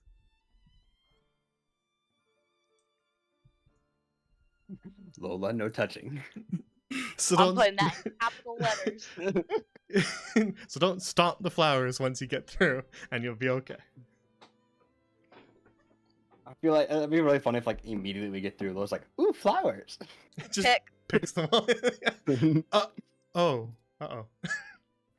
I guess we live here now.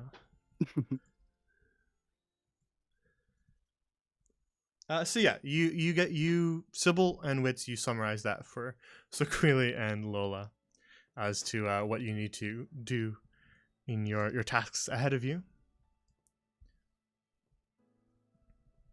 and then split up each to your own rooms to get some rest before you set out the next day. Just real quick before we go on break, would that wild magic effect that lowered Wits' health be gone by the time we finish the long rest? If you're long resting, then yes, all of your effects are gone. Oh, okay. Yeah, Oh, so you can- return. you can reset that during the break. But we're gonna take a 2-minute break, chat. So go and get water, go and get a drink, go get a snack, go to the bathroom, whatever you need to do, and come back in 2 minutes for the next day. A short break for a long rest. Sounds good. And Alright, be right back. we will BRB.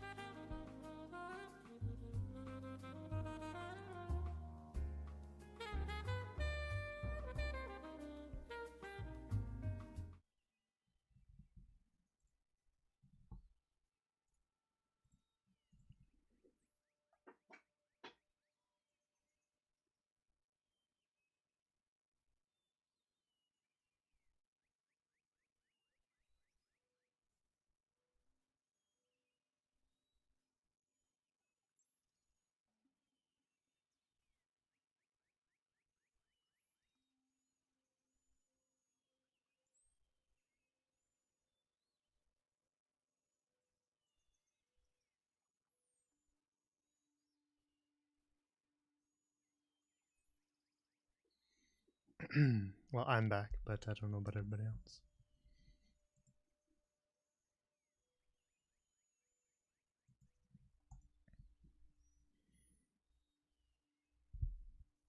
I'm here. I is here. Also, fortunately, like halfway through that first short rest we did, my internet decided to start working, so no one's a robot anymore. Nice. Oh, nice. Which is good because it was like it hadn't even been happening by long, but it was already getting on my nerves.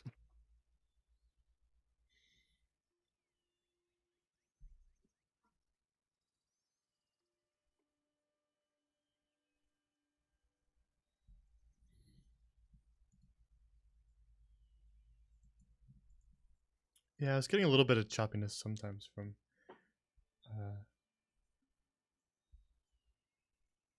Lola, but it might have just been weird mic stuff. I don't think it was anything that bad.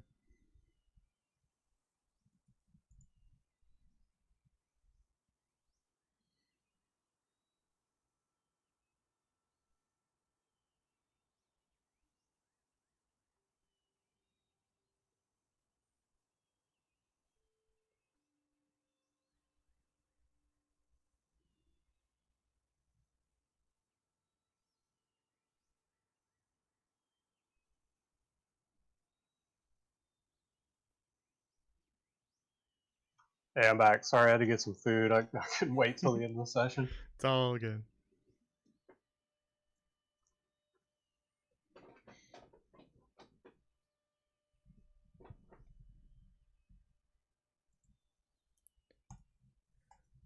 Well, we'll just are we missing anybody? Nobody's muted, but I'm here. Yeah, I'm here too. okay, I'm perfect. just trying to figure out if I want to prepare any different spells. Alrighty. Well, then as you spend the rest of your day kind of prepping for departing in the morning and explaining what the plan is, then eventually rolls around to nighttime and you take a rest to replenish anything that you may have lost on the day prior. And as day breaks in the Dryad Gardens, each of you eventually awakes from your slumber and may do as you wish. I don't know when you plan to set out. I figured probably pretty early, but that choice is up to you guys. Which would definitely be up like pretty early, and he'd be scrolling through his book, getting stuff ready.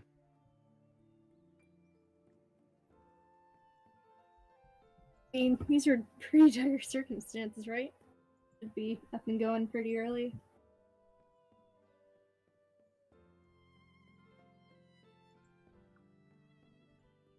Very well.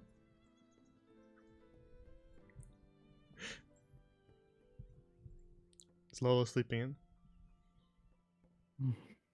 Mushrooms, or at least attempting to Doesn't take want them. to leave the mushroom.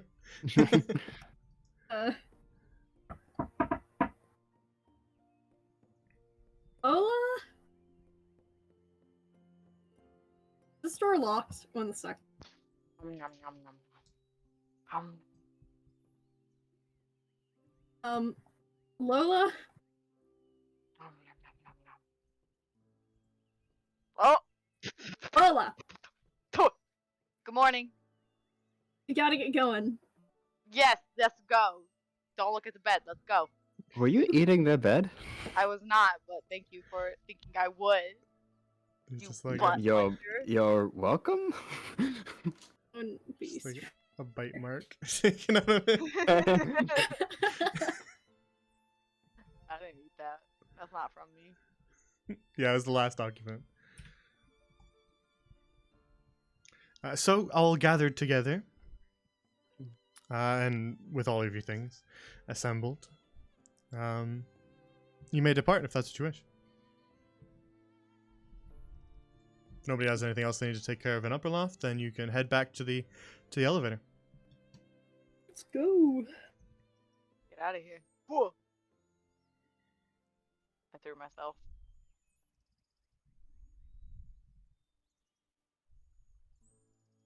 Alrighty. Then leaving the Dryad Gardens, and back along the rope bridges, you eventually arrive back at the top of the old tree trunk where you can descend the elevator. You have to wait slightly longer because you have to call the elevator back up. I'm already on my way to pull it. And it eventually rattles its way back up and settles at the top of the tree trunk for you to hop inside. Yeah, can we get art of like in the Emperor's New Groove style with Lola saying like pull the lever? And as the elevator descends, you find yourselves back at the entrance to Upper Loft, with the sounds of the Whisperweld around you.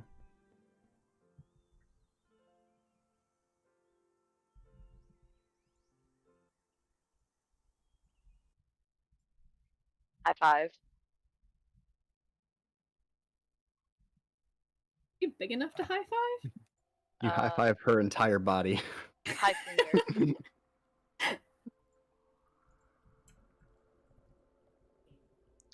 You high five the guard. We got high five. She doesn't understand I that say cultural thank gesture. It's not a Two thing that fairies high five do. myself. High five self. Can't decide like if I that's made sad or funny. She just stares blankly at you as you hold your hand up there for several seconds, high five yourself, and then walk off. She just blankly stares at you, just deadpan. Well, I made a lot of friends today. A lot of friends.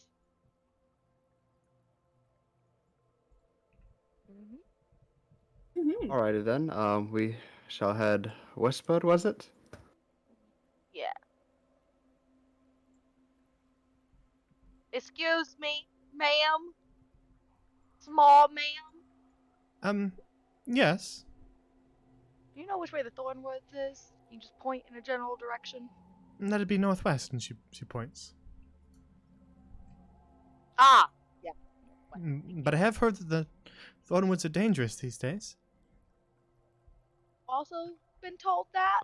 So, if I don't see you, I love Yeah, you. basically every place we've been to, we've been told that, so it doesn't really phase us anymore. Or at least Seville and I. I don't know about these two. I'm the poor. But I got the confidence. Yeah, confidence. Confidence. High five. Oh, I know what a high five is. Lola, Heck yeah. Lola, exactly how confident do you feel? Not at all. But I'm gonna fake it. I'm a bar. That's what we do best. Well, if you really are feeling confident, here, have this. Witzel Oh, hand what her is the that? wild magic crystal. Oh Oh, no. oh. I mean, Next, next time you cast a spell, if you use this with it, you'll get a wacky addition. I feel confident.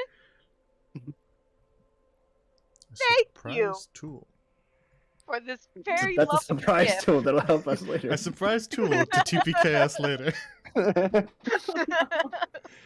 Yeah, no, which is kind of stacked on magic items, so I wanted to share the wealth a little bit. Fair enough. Yeah, thank Very you. generous. Thank you. I will not kill us with this, hopefully. No, he just wanted someone else to be at blame. Yeah. But regardless, very generous. Thank you, Wits.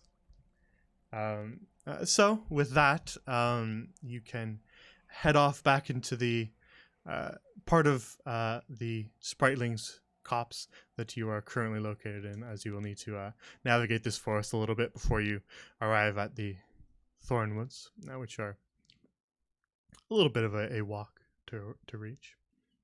Heck yeah. Y'all want some tunes while we go? Or no tunes? Maybe no tunes. Music is acceptable. Music it is! That's all I do. Woo! Let's go, baby. I'm feeling confident today. Which instrument are you using to play a song? I'm losing my flute. All of them. That's all. All I of only them have at the flute. once. The one-man band.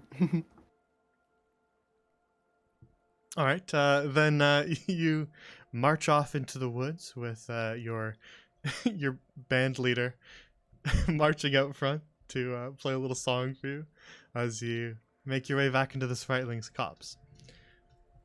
Now the sort of confounding magic of the woods that used to affect you guys, now that Sybil and Witz are champions, and well, Sequili and Lola are immune to its effects,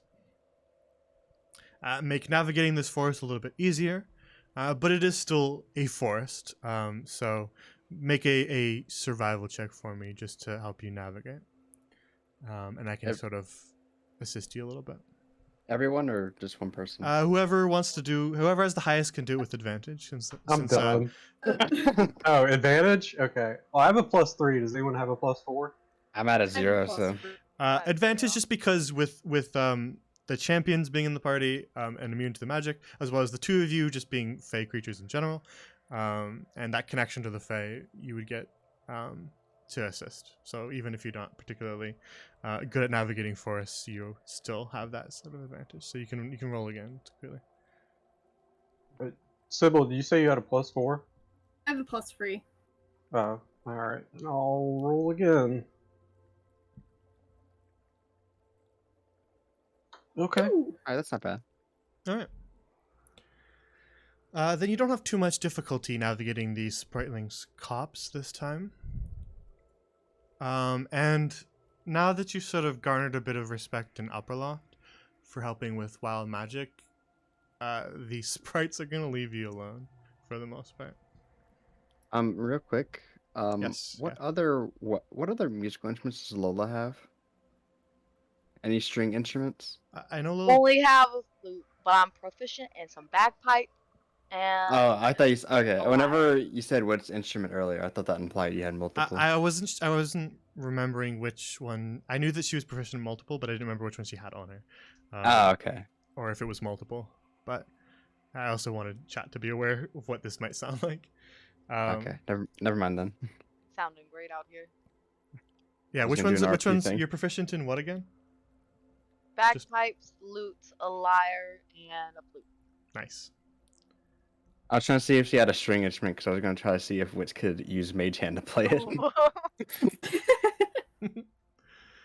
Sorry, I'm a one-man band. Thank you very much. Well, you'd still be a one-man band because the Mage Hand is doing it, not me. No, no. Your sound will interfere with my sound. Now I gotta keep up with your beat. Now we're gonna argue over whose beat is gonna take over, and the whole mess. You know what? Screw the Thornwoods. I'm going home. I'm tired of trying to make this band work with you. I also have a Quit the flute. band. I'm breaking up the band. Sybil, get in on this. Get in on this, Sybil. You can't tell a bard you have a flute and then not play it. Get in on this right now. Okay, So, so Queeley's proficient with the pan flute, but I don't have one. Oh, Flute so band. so it's okay if everyone else plays instruments with you, but not Flute Witch. band, I see flute how it band, is. Flute band. Can I have a pan flute? Can I just add that? Yeah, To I have don't- had that? Okay. yeah, for sure. We all have flute. Maybe Yeah. if you had a flute with, you could play with us. But you obviously don't, so Yeah. you can't play with us. For things Which like makes that, the- I'm okay with retcons because if you're proficient in pan flute, then there's a very high chance that you would have one on you. Come on, don't mess it up. We jamming. Yeah, it's just like it's a little improv performance as you all just start jamming along. On You're your way. rolling, what is it? You're making rolls for RP performance versus making game mechanic rolls. Yeah, that's what it's there for. It helps tell the story. Exactly, yeah. That's why they're there. And so as you kind of progress your way along through the Spritlings copse, you make pretty good time. Not really having much difficulty navigating through this area of the Whisper Wheel. And as you travel along, playing your instruments and having a jolly old time, you notice kind of out of the corner of your eye as you progress, it appears to be some sort of little pond off to your right.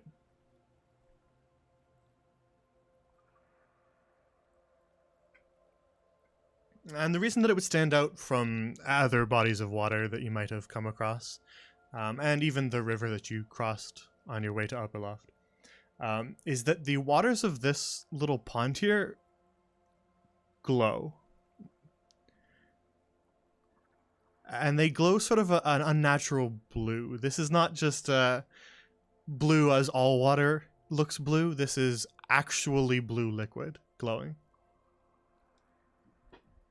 Is this something that we would ever seen like traveling, like Supili would have, or is this just like a very strange occurrence? It's not incredibly strange.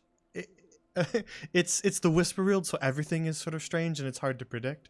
But it's not like Right. it's not this once in a lifetime. It only exists in this single spot, kind of thing. So I'll let you roll for it. Let me think. You can make either nature or history. Doesn't really matter for you. Yeah, it does it because they're both -1. That's what I was Let's thinking. go. Assist with history or nature, but I can do history. You got a 9 for nature. Then maybe Sequili, you have sort of glanced these in your past, maybe when you were quite young. So it kind of feels a little familiar, but you don't know what it does, or why it's glowing, or what liquid is contained within this little pond. Yeah, the forest is just the forest. He doesn't really focus on the particulars. This forest is made of forest. Forest is forest. That's it. Which will kind of like kneel down, be like, Sequila, do you know anything about this? I've never seen this before. Have you seen it? You've never seen water before? Oh, I've seen water before, obviously, but not water that glows like this. Yes, this is glowing water. All right. All right, can we just roll an Arcana check to see if it's magical? Yeah, for sure. 20. Yeah, there is Oh, sort that's of very good. there is sort of this sense of a mild enchantment on the water. Though it doesn't feel as though some wizard was sitting here enchanting it. It just feels like this has always been what this water is. Which kind of like thinks for a second, and he turns around like he's about to say something, and then realizes that Draven isn't here for him to tell to go drink it. So then he just kind of like Sad hours. Oh. he's like, damn it, my guinea pig isn't here anymore. Witzel put his finger in it. Very well. You dip one of your fingers into it, and it just feels like water. Though, as you kind of pull it back out again, you can see that it definitely is, in fact, the liquid itself that is blue. It doesn't have any sort of other consistency. It definitely just feels like water. It's slightly cool to the touch. Perhaps a little more chilled than it should be. Witzel take a sip. He has an empty glass Oh. bottle, actually. He's gonna like use the empty glass bottle to like Oh, take a little cupful and take a sip. Godspeed. Very well. Dies. The water that you drink tastes incredibly clean, as in there's no little sort of pond muck within it, or minor little bits of plant. It is just very clean water, and it tastes incredibly sweet, as if someone had just dumped barrels and barrels of sugar into this pond. Wait a minute. Remember that giant lake that we were to? Was the water in there similar to this? Or am Yeah. I just remembering things? Sybil, you recall that, yes, the inner sea that you guys crossed a long time ago, that I believe Draven had described the water as being a combination between both salty and sweet.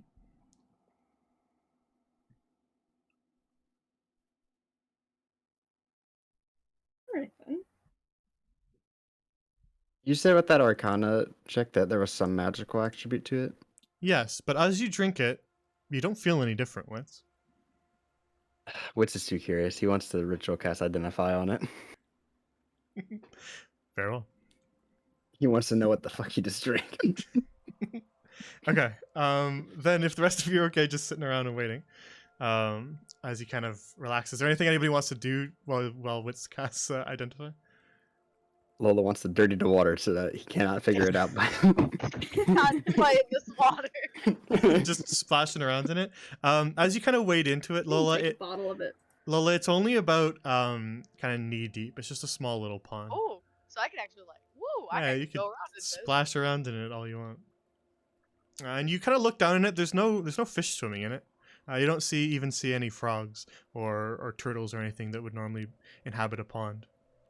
It is just this kind of very clear blue, almost shiny water. It scares me, but there are lily pads in this, so I'm not too afraid. So Quilly's just gonna sit back with like a raised eyebrow, kind of amused that the others are amused with water.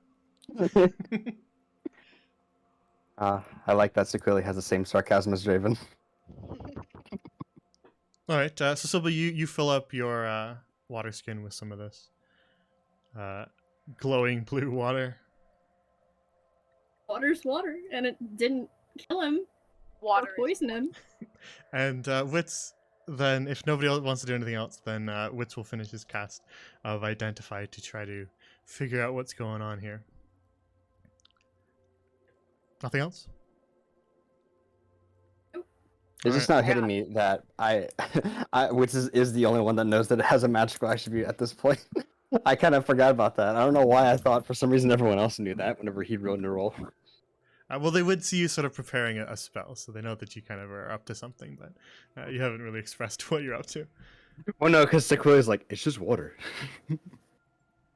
Yeah, it's just water. As you finish your cast of Identify, you come to the conclusion that this is yet another Fey trick used to sort of play a little prank on travelers that wander their way too close to Upperloft. You surmise that it was probably not set for you, and you just happened to stumble across it. But the enchantment on this water makes it incredibly sweet, to the point that anyone who drinks it will become a sort of magnetic beacon for insects, in particular mosquitoes.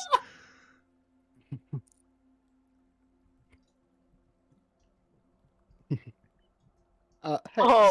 Sybil, you filled up Yeah? you filled up your water skin full of this water, right? Yeah, it's just water, but sweet.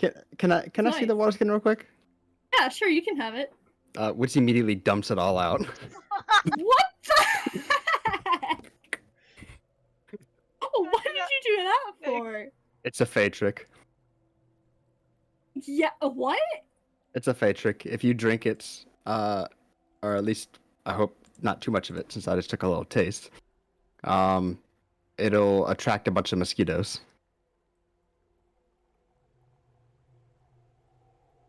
Oh, didn't have anything in there anyway, I guess. Mhm. Gonna take that back from you. No, he keeps it. Yeah.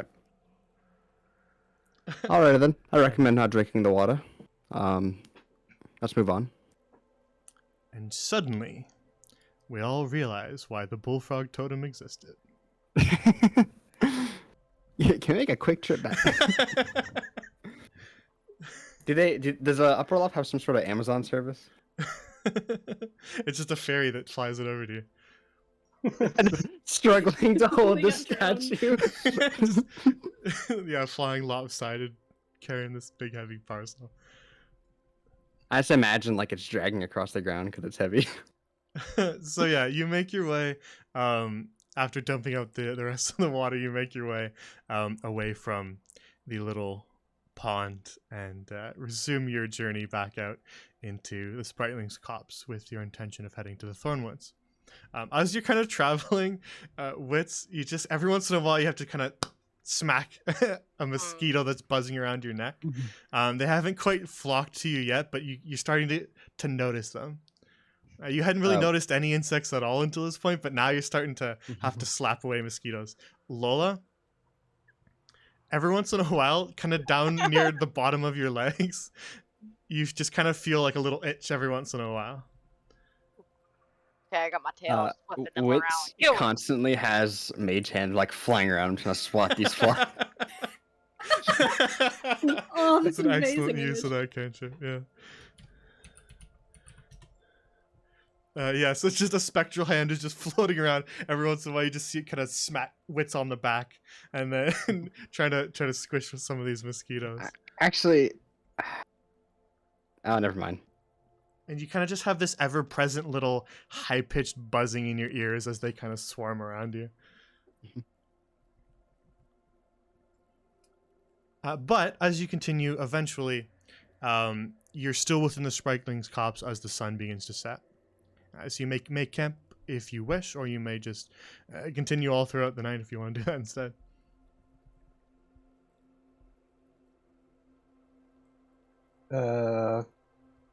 Wait, so how long have we been traveling? Whole day. Yeah, I need a rest. I don't want to keep going. Can't see in the dark. True. Mm-hmm. Finally, I'm not the only one. Wait, you can't see in the dark? Nope. No. Keely? The dark limits my vision. Oh my, I'm the only one You're with the dark only one vision now. Yeah, that's what's limiting his vision. Oh no.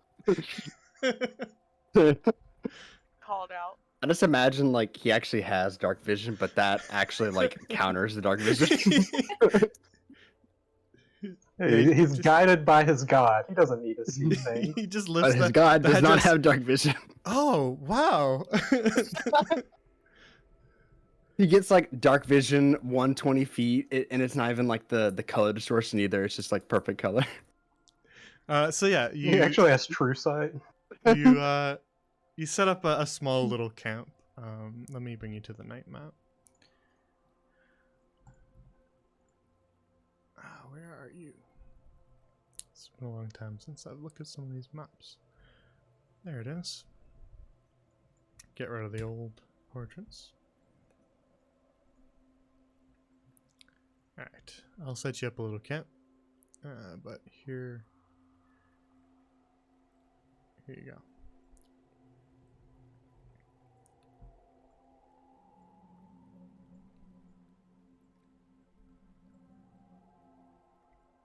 So as the sun begins to set, you spend some time setting up a little camp here among the multicolored trees. Wait a second. What? Who had the tents? I have one. I was about to I have ask a tent. Sevilla. That is so Yeah. fortunate. Okay. Oh man. Yeah, that's Just imagine like right before they got on. Wait, before you go, can you give us the tents? Well, I had considered that as well, and I figured that it wouldn't be completely unreasonable for either Lola or Sequili to have brought some form of covering themselves as they travel, especially since Sequili is more of the nomadic centaur type, so it would make sense to know how to kind of rest at night in the wild. So it wouldn't have been the end of the world if they had taken both of your tents. But here you are. Here's your tents.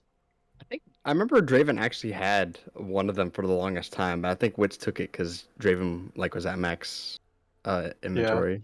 Yeah, you guys would know better than me. I haven't really been tracking that. I just set them up for you. Does Sequili take up an entire tent? yeah. Probably, unless You you got- want part of you to What? stick out. Yeah, your butt's gonna be. Yeah, we'll just hang the butt out if we're needing to do that. Very well. Alright then. Wait, sorry, go ahead. You can tell me where you want the tents if you don't want them there. Well, that's fine. Yeah, it's fine. Alrighty. Then you spend some time setting up the tents, and before you drift off to sleep, you can do what you want. You can, I don't know, you can set up a fire. You can talk about things. You can do whatever you want. Wits is gonna get some twigs together, and then he's gonna come over here, make a little twig teepee, and then he's gonna use precipitation to light it. No, hold. Sequili will move the twigs out of the way and then just like take his hands and gather up some dirt from the ground and pile the dirt into a pile first and then stack the twigs on top of it. Fancy. To protect the land. Alright, that's fair enough. Yeah, and then Witch will use Prestidigitation to light it. Yeah, with a little snap of your fingers, the little campfire that you two have made crackles to life, and you now have a small warm flame among the darkness of the Spritling's copse.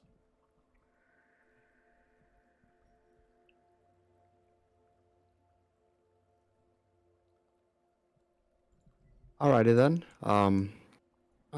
Who wants to take first watch? Sequili can. Alright, I can go next. I'll go next. I shall be last. That plan. This one's mine. Good night. Very well. I can make them slightly larger for you, since they're just about that size.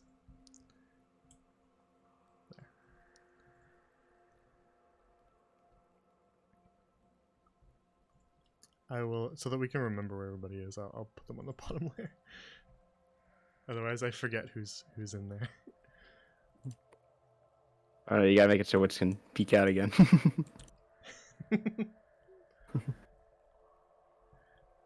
Sequili's just gonna sit by the fire. Like kind of like, what is it called when a horse sits? I don't even know. Yeah, I'm not I don't sure. know if there's a word for that. Probably. Sit. They got a lot of Yeah. special horse words. Yeah, they do. But either way, yeah, he just kind of like sits down, and since he can't really see much, I mean, I'm sure he's kind of like fire blinded to the surroundings. He's just gonna kind of close his eyes and bask in the warmth, and then just listen intently for the sounds of the forest. Very well.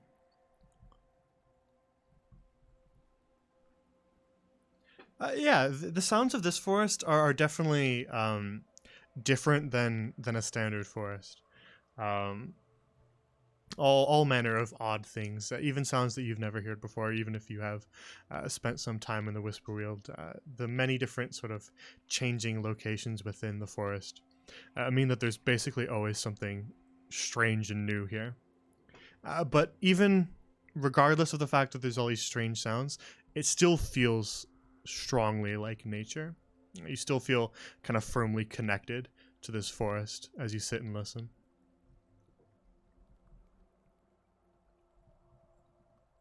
And your watch.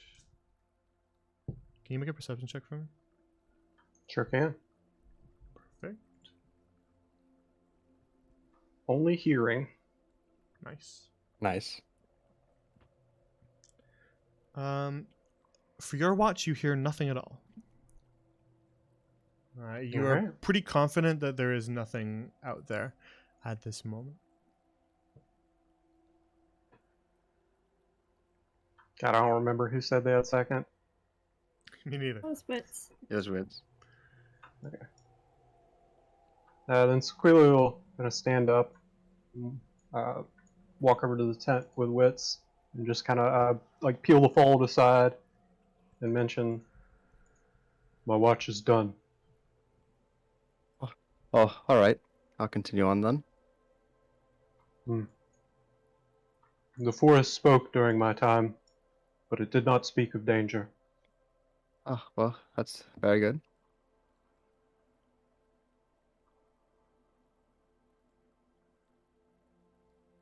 All right. Is there anything in particular you want to do during your watch, Wits? You're gonna make a perception check for me regardless. But All right. I'll go ahead and just make that check real quick then. but if there's anything else you think you would do while you wait, you can let Witch me know. actually, he wants to like rest back. He's gonna like rest in his backpack, I guess. Yeah, Or for he sure. brought it out, yeah. And he'll actually start trying to draw the forest in the back of his book.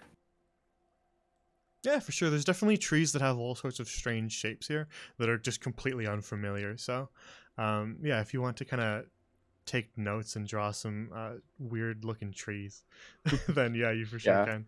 Well, not necessarily from a note standpoint. He just kind of wants to draw Yeah, for some sure. reason. Very well. Perception check like that.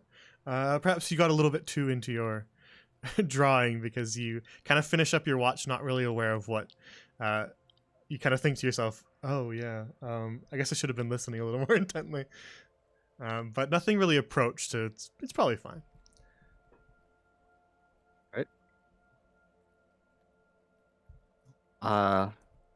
Witch doesn't feel like opening the 5 out of 10. He'll just cast message to Seville. Oh yeah, it's your turn for watch.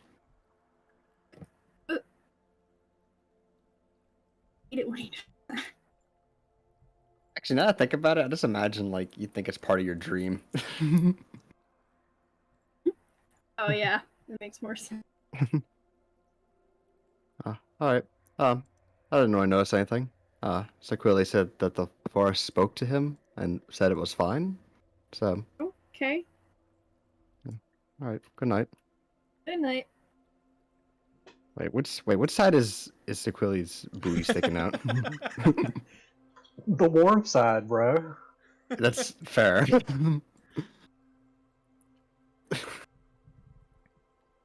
Which mouse and stuff? I was sleeping on that side. Very well. Same question for Sybil. Is there anything in particular you would do during your sort of 4-hour-ish watch? Since the staff regrows berries at sunrise and she hasn't used any today, Yeah. She's kind of just vibing and feeding Very well. berries. Yeah, Barry will eat as many berries as you give him. So you can choose how many of the berries you want to give him, but Yeah. he's just kind of Might make him do tricks for him. yeah. As you feed him berries, you kind of encourage him to do stuff because if you remember, he does follow your command and will do what you tell him to do. So you can kind of get him to do little tricks and reward him with berries as he kind of flutters around in the air around you near the fire, and you kind of see his as his wings open up, he gives off that bright glow that sort of bathes the area in light, and he kind of occasionally he'll brighten it to its full brightness, which casts almost like a lantern of light around you, and then it'll kind of dim again, and each time you give him a berry he gets really bright and then dims again as if he's very excited about the berries. But yeah, make a perception for me as well.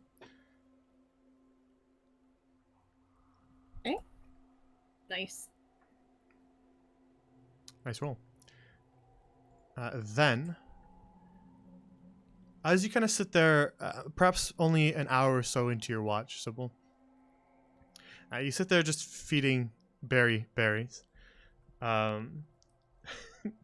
gotta call them grapes so that we don't get confused. It's with an A instead of an E. We just had to call him Barry. We couldn't Berry, resist. And Chad is not gonna understand. If anybody watched this session, this is their first session that they watched, they're gonna be like, "What in the world are they talking about? Feeding berries to berries." Wait, isn't that cannibalism? Barry is a little lantern bug who enjoys eating berries. He's in the corner of Sybil's little token too. Yes. Just think of Barry B. Benson every time you hear this Barry. Blow that up for Chad. But as you're sitting there, just kind of playing with Barry a little bit, you hear at first just a little crackling out in the forest, kind of behind you, and as you kind of turn to look, with a 20, you begin to hear this sort of little cackling noises in the bushes around you. What do you do? Immediately, cut Barry back so he's not glowing. Farewell.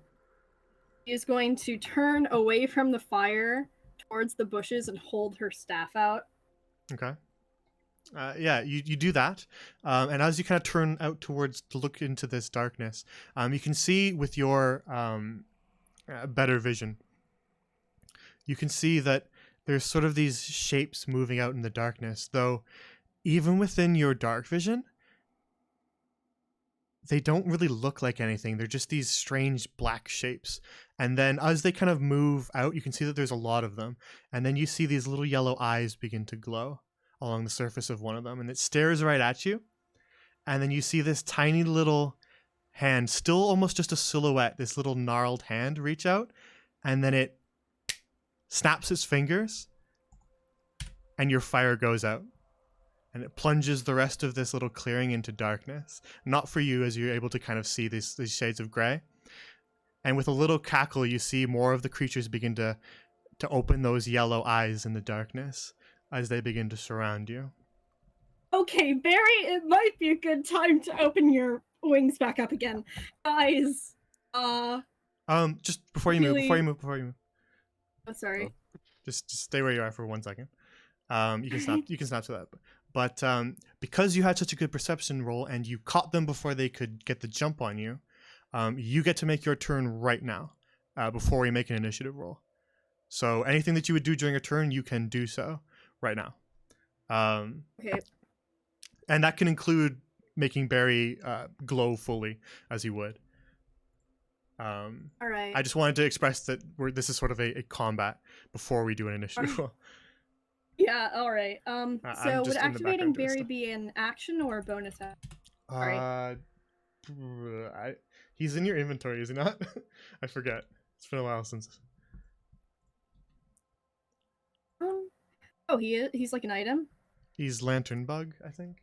Oh, okay. 1 second. I completely forget, but I can read it too.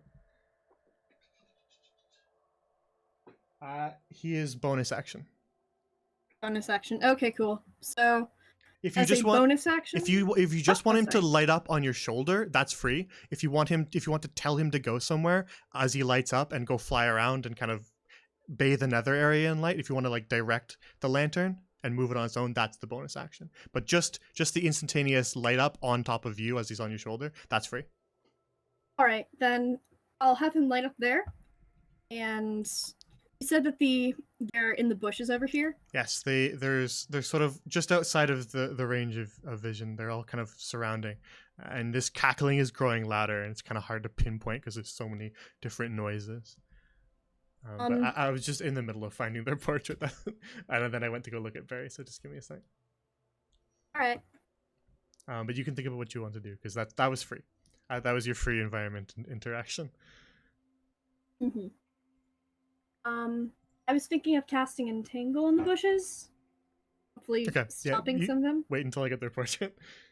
Okay, sorry. Just so that you know where to cast it. Yeah. Just so that you know what you're targeting. Alrighty.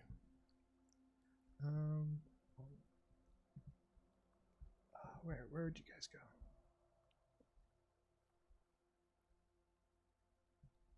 Okay. 1, 2,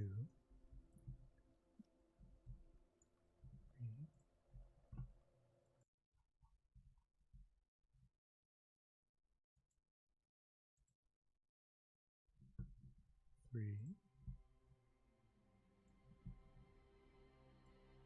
4.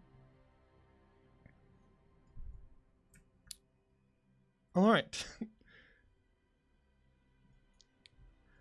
So you can see them kind of all clumped together almost. These little sort of gremlin-like figures, just sort of silhouettes in the darkness as they look at you. And they only have these glowing eyes in the darkness to give them any sort of shape.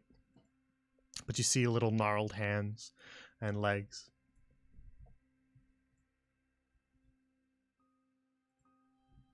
You want to Wow. cast Entangle, you said? Yep.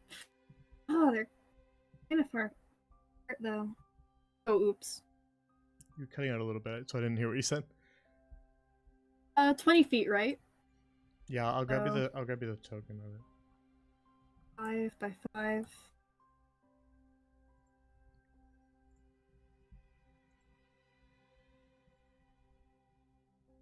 Alrighty. There, I'll give you control of it so you can just put it where you want. There you go. Okay. Oh man, it's only gonna get like one of them because except for these. But I can move too during my turn, right? Yeah, of course. Yeah, you're Okay. basically just getting an extra turn on top because you didn't get surprised by them. They were trying to ambush you, but they didn't succeed. You noticed them first with your perception. Right. I'm roll. going to move forward and engage this one and cast Entangle on these. And Barry is staying with you, yeah? Barry's staying with me. Okay, then he's just going to remain on your token. I'm going to give you control of him, and you can just move him with the bonus action. Alright. So he'll just stay on top of your token unless you want him to go somewhere else. That works. Very well. Okay. What's the strength, right? Okay. I forget what the strength of this little fellow is.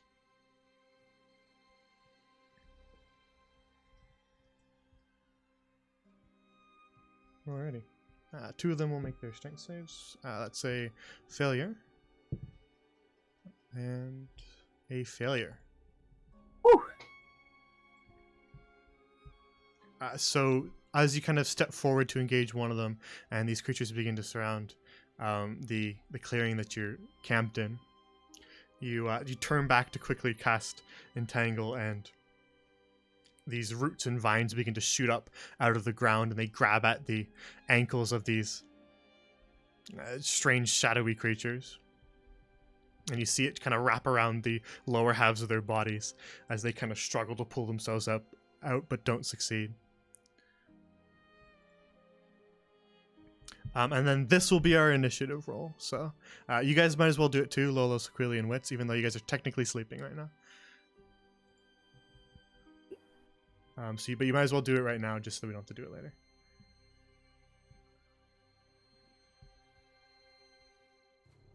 We are surprisingly ready for being asleep. Well, once you awake, you'll enter the turn order in that order.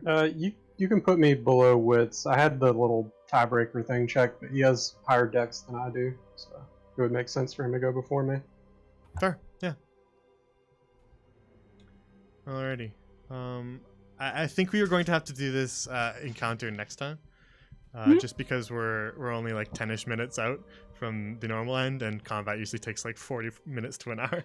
So Fuck yeah, it does. so we'll do it next time, and this will be our cliffhanger, as these creatures surround you, and Sybil sort of attempts to stop them from jumping you guys as you sleep.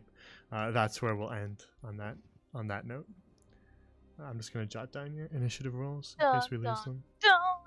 We'll just one hit everything easy, then we win. It only lasts like 2 seconds then. How much Cool. light does Barry cast? Like a radius? The same as a torch, right? So that's Yeah, he's a 20 movable torch. He's It's like- the light cantrip that she Yeah. can make move. is it 10 feet of like regular light and then another 10 feet of dim, or is it It's bigger 20 than and that. 20? I think it's 20/20. Okay. 20 bright, 20 dim, right? Yeah, it's 2020. If you want, you can give him that aura, but it tends to clump things up a little bit, so I don't usually do auras. All right, I'm just jotting down your initiative rolls. Okay, so we can see and stuff. Those are dim. That's in bright. This one be. That's them. Yeah, I don't think dim would impose disadvantage on us for like attacks. I don't think it does. I know sometimes like if you're doing like a perception check in dim light, that can impose disadvantage.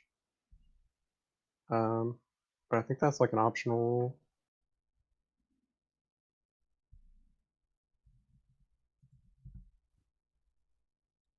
Not 100% though on that, so I'm gonna go for these.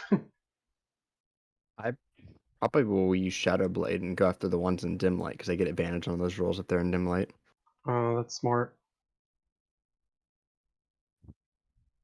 I didn't want to use a second level spell slot in this combat, but that's too enticing.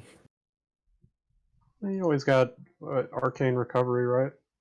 Did Yeah, you get that back? yeah, I'd get it back. But I think I have to use it like at a short rest. Like I can't just use it Yeah. whenever. Yeah. So Alrighty, just to go to the other screen. Let's get a nice fireplace too. no, don't do it. They're gonna snuff out that one too. So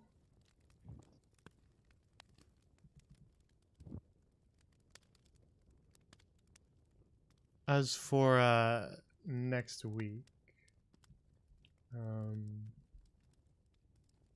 which is the 29th, it's sort of like halfway in between Christmas and New Year's, so I'm not really sure what your guys' schedules look like. I'm gonna be getting surgery on Tuesday, so I might be recovering from that a little bit by Wednesday session. I am most likely going to be busy. I just wanted to know what you guys were up to, just in case I happen to be free.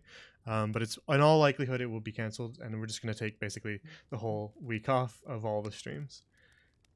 That's fine.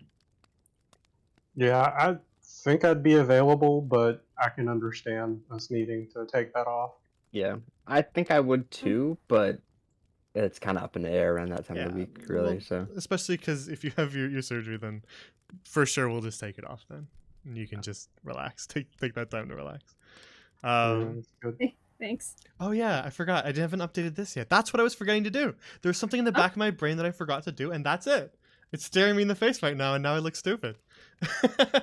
Martos and Draven haven't been updated yet on the Theater of the Mind screen. Oh. In the back of my head, for like a week, there's been like, what are you forgetting to do, DM? What are you forgetting to do? something. And now it's staring me right in the face, and I feel stupid, but it's like, oh, yeah, of course that's what I'm forgetting to do. All right, I will make an actual note to fix that now. oh look, they're back. It's really big with like a bunch of asterisks next to it. It's okay. Feels good to Fix see my sweet boy again. And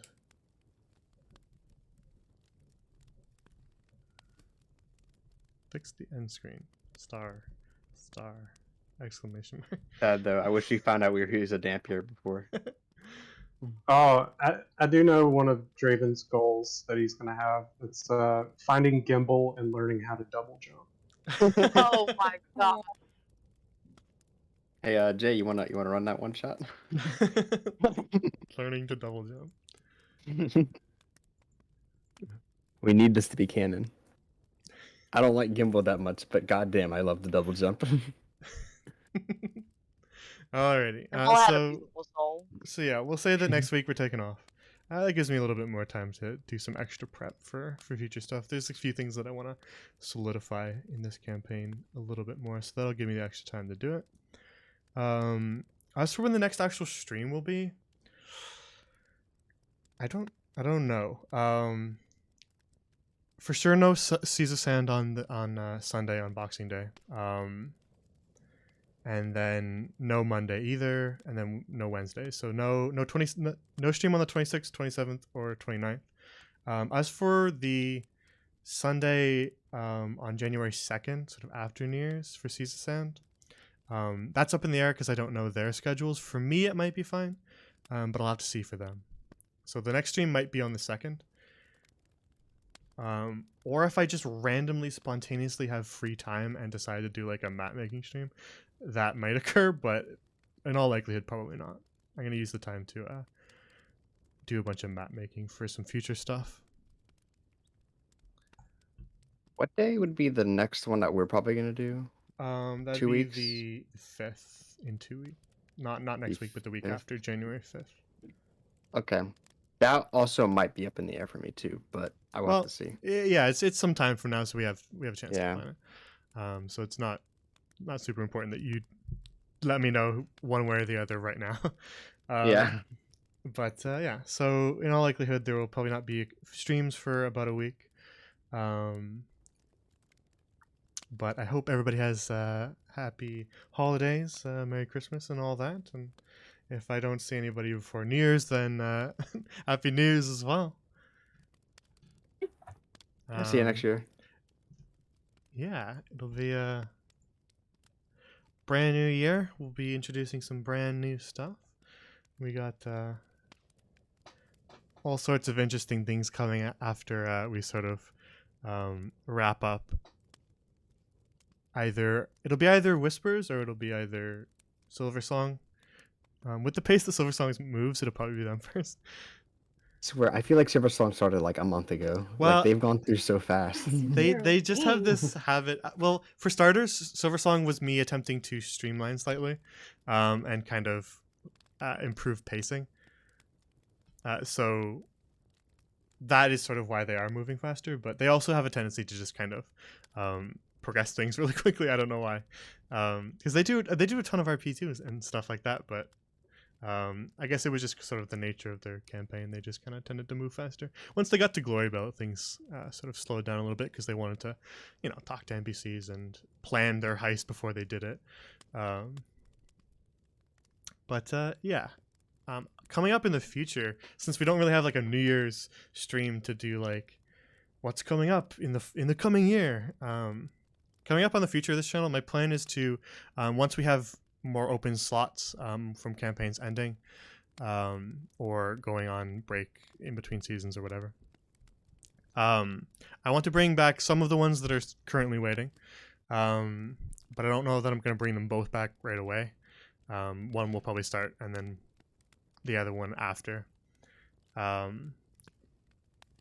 I also want to do the sort of short stories thing that I've been planning for a while, which is basically just smaller campaigns that are sub 10 sessions is the goal. And I want to, if I can find the groups for it, I want to try and find people who have never played D&D before and just sort of like, here's D&D. I tend to do that anyway, but like just short little campaigns to explore areas that haven't gotten any attention yet in the living world. I feel like Sounds cool. It's a nice little format to just, it's not a year-long commitment. It's just like a month or two of play where we can explore some kind of smaller subjects and areas and and set up a bunch of things that I want to foreshadow for the future. If you couldn't guess that was my actual background goal, then yeah. We also have a couple one-shots that might happen. They'll happen probably at some point during the year. We'll do at least one of them. But we wrote them during streams. I did streams where I just wanted to do... We're going to write a whole one-shot during this stream. And so we did that twice. And we came up with some pretty good ones, honestly. So if I get the chance, I'll try and run one of those throughout this year too. They're actual real one-shots, not mini campaigns that I pretend is a one-shot and then it gets too long, and becomes like 4 or 5 sessions and then turns into a whole campaign. They're actual honest-to-God one-shots. So depending on how long they take to do things, it could be 2 sessions, but they're actual just, this is a simple one-shot. Dude, it's hard to make like a one really session thing. Yeah, it really is.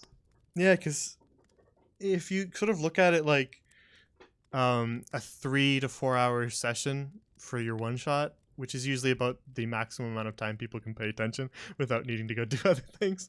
If you consider it maybe 3 to 4 hours, and then each combat, especially if you're with new players, each combat taking potentially 40 minutes to an hour, slightly longer if they're newer players who kind of need to get a little more familiar with combat and everything they can do, then it really only means that you can have like 2 combats during that one shot. Otherwise you won't have time for anything else. And then you have to be very sparing with your combat. So it can be really hard to shrink down something into a one shot. But yeah, so I'm okay if there's overflow into like a second session. But the goal is that they won't go longer than 2 sessions.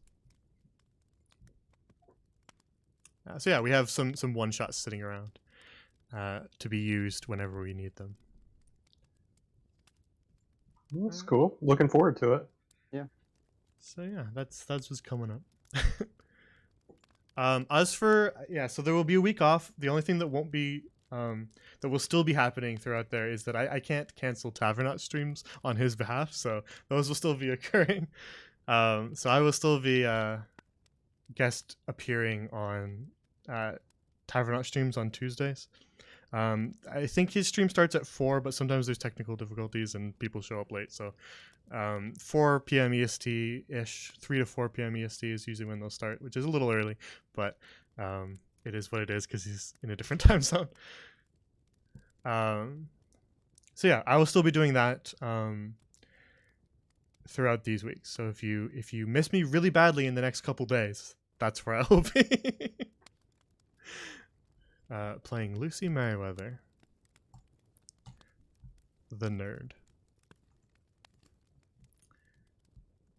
Other than that, that's all I have to say. So to wrap things up, if you want any adjustments on schedules to know about them, if I'm changing things around or announcing new things, you can follow me on Twitter at GrandLorian. If you want to join our Discord, I do all the announcements there too. We have art channels, meme channels, and channels for all the different campaigns, so you can check those out if you want to be more involved. It's not just for players, it's for anyone. If you want to watch old streams, check out the archive. The problem is fixed, so the archive will start looking better now. Apologies for that mess. It is unfortunate, but it is what it is. All of the VODs get put over there, and they should be looking better now. If you want to learn more about the living world that I run all my campaigns in, you can check out the World Anvil, which will receive a few updates relatively recently. We'll see if during my time off in the week or two coming, if I have some time to write up some extra pages, because I've been meaning to do that for a while. But you can check that out. It's basically just a wiki for factions, deities, characters, and places that all exist within the living world that I run all my campaigns. For reference, this campaign takes place in Keltaihera, the Feylands.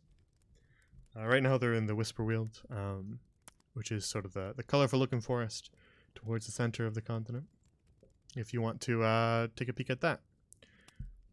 Other than that, if you are here and have not followed the channel and want to do so, we'd greatly appreciate it. That little meter there is very close to reaching 100. And I have told everybody that we're going to do something there. And it is not a lie. I will show off some stuff when we do that. And let me make 3 alt accounts real quick. I'm gonna make my brother follow the channel.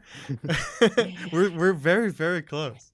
Sometimes it'll be like we'll get a new follower and then someone else will unfollow or something like that, and then or maybe it's just like a random like bot account got banned or something, because like we'll go up to like 97 and then back to 96, and but we're very, very close. So let me just say that let's expand the realm thing is not just referring to more people in the community. That's my foreshadowing. You want to make things wider. Yeah, everything is just in a really bad stretched view now. All maps are now stretched wrong.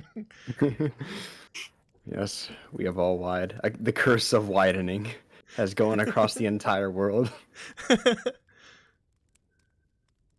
All right, yeah. So other than that, take care. Have a good holidays, everybody. Merry Christmas and all that. Happy New Year's as well. And I hope everybody's well. And I hope everybody has a nice little break. Take some time to relax and all that. And thank you for watching. Have a good night. Happy holidays. Bye. Yep.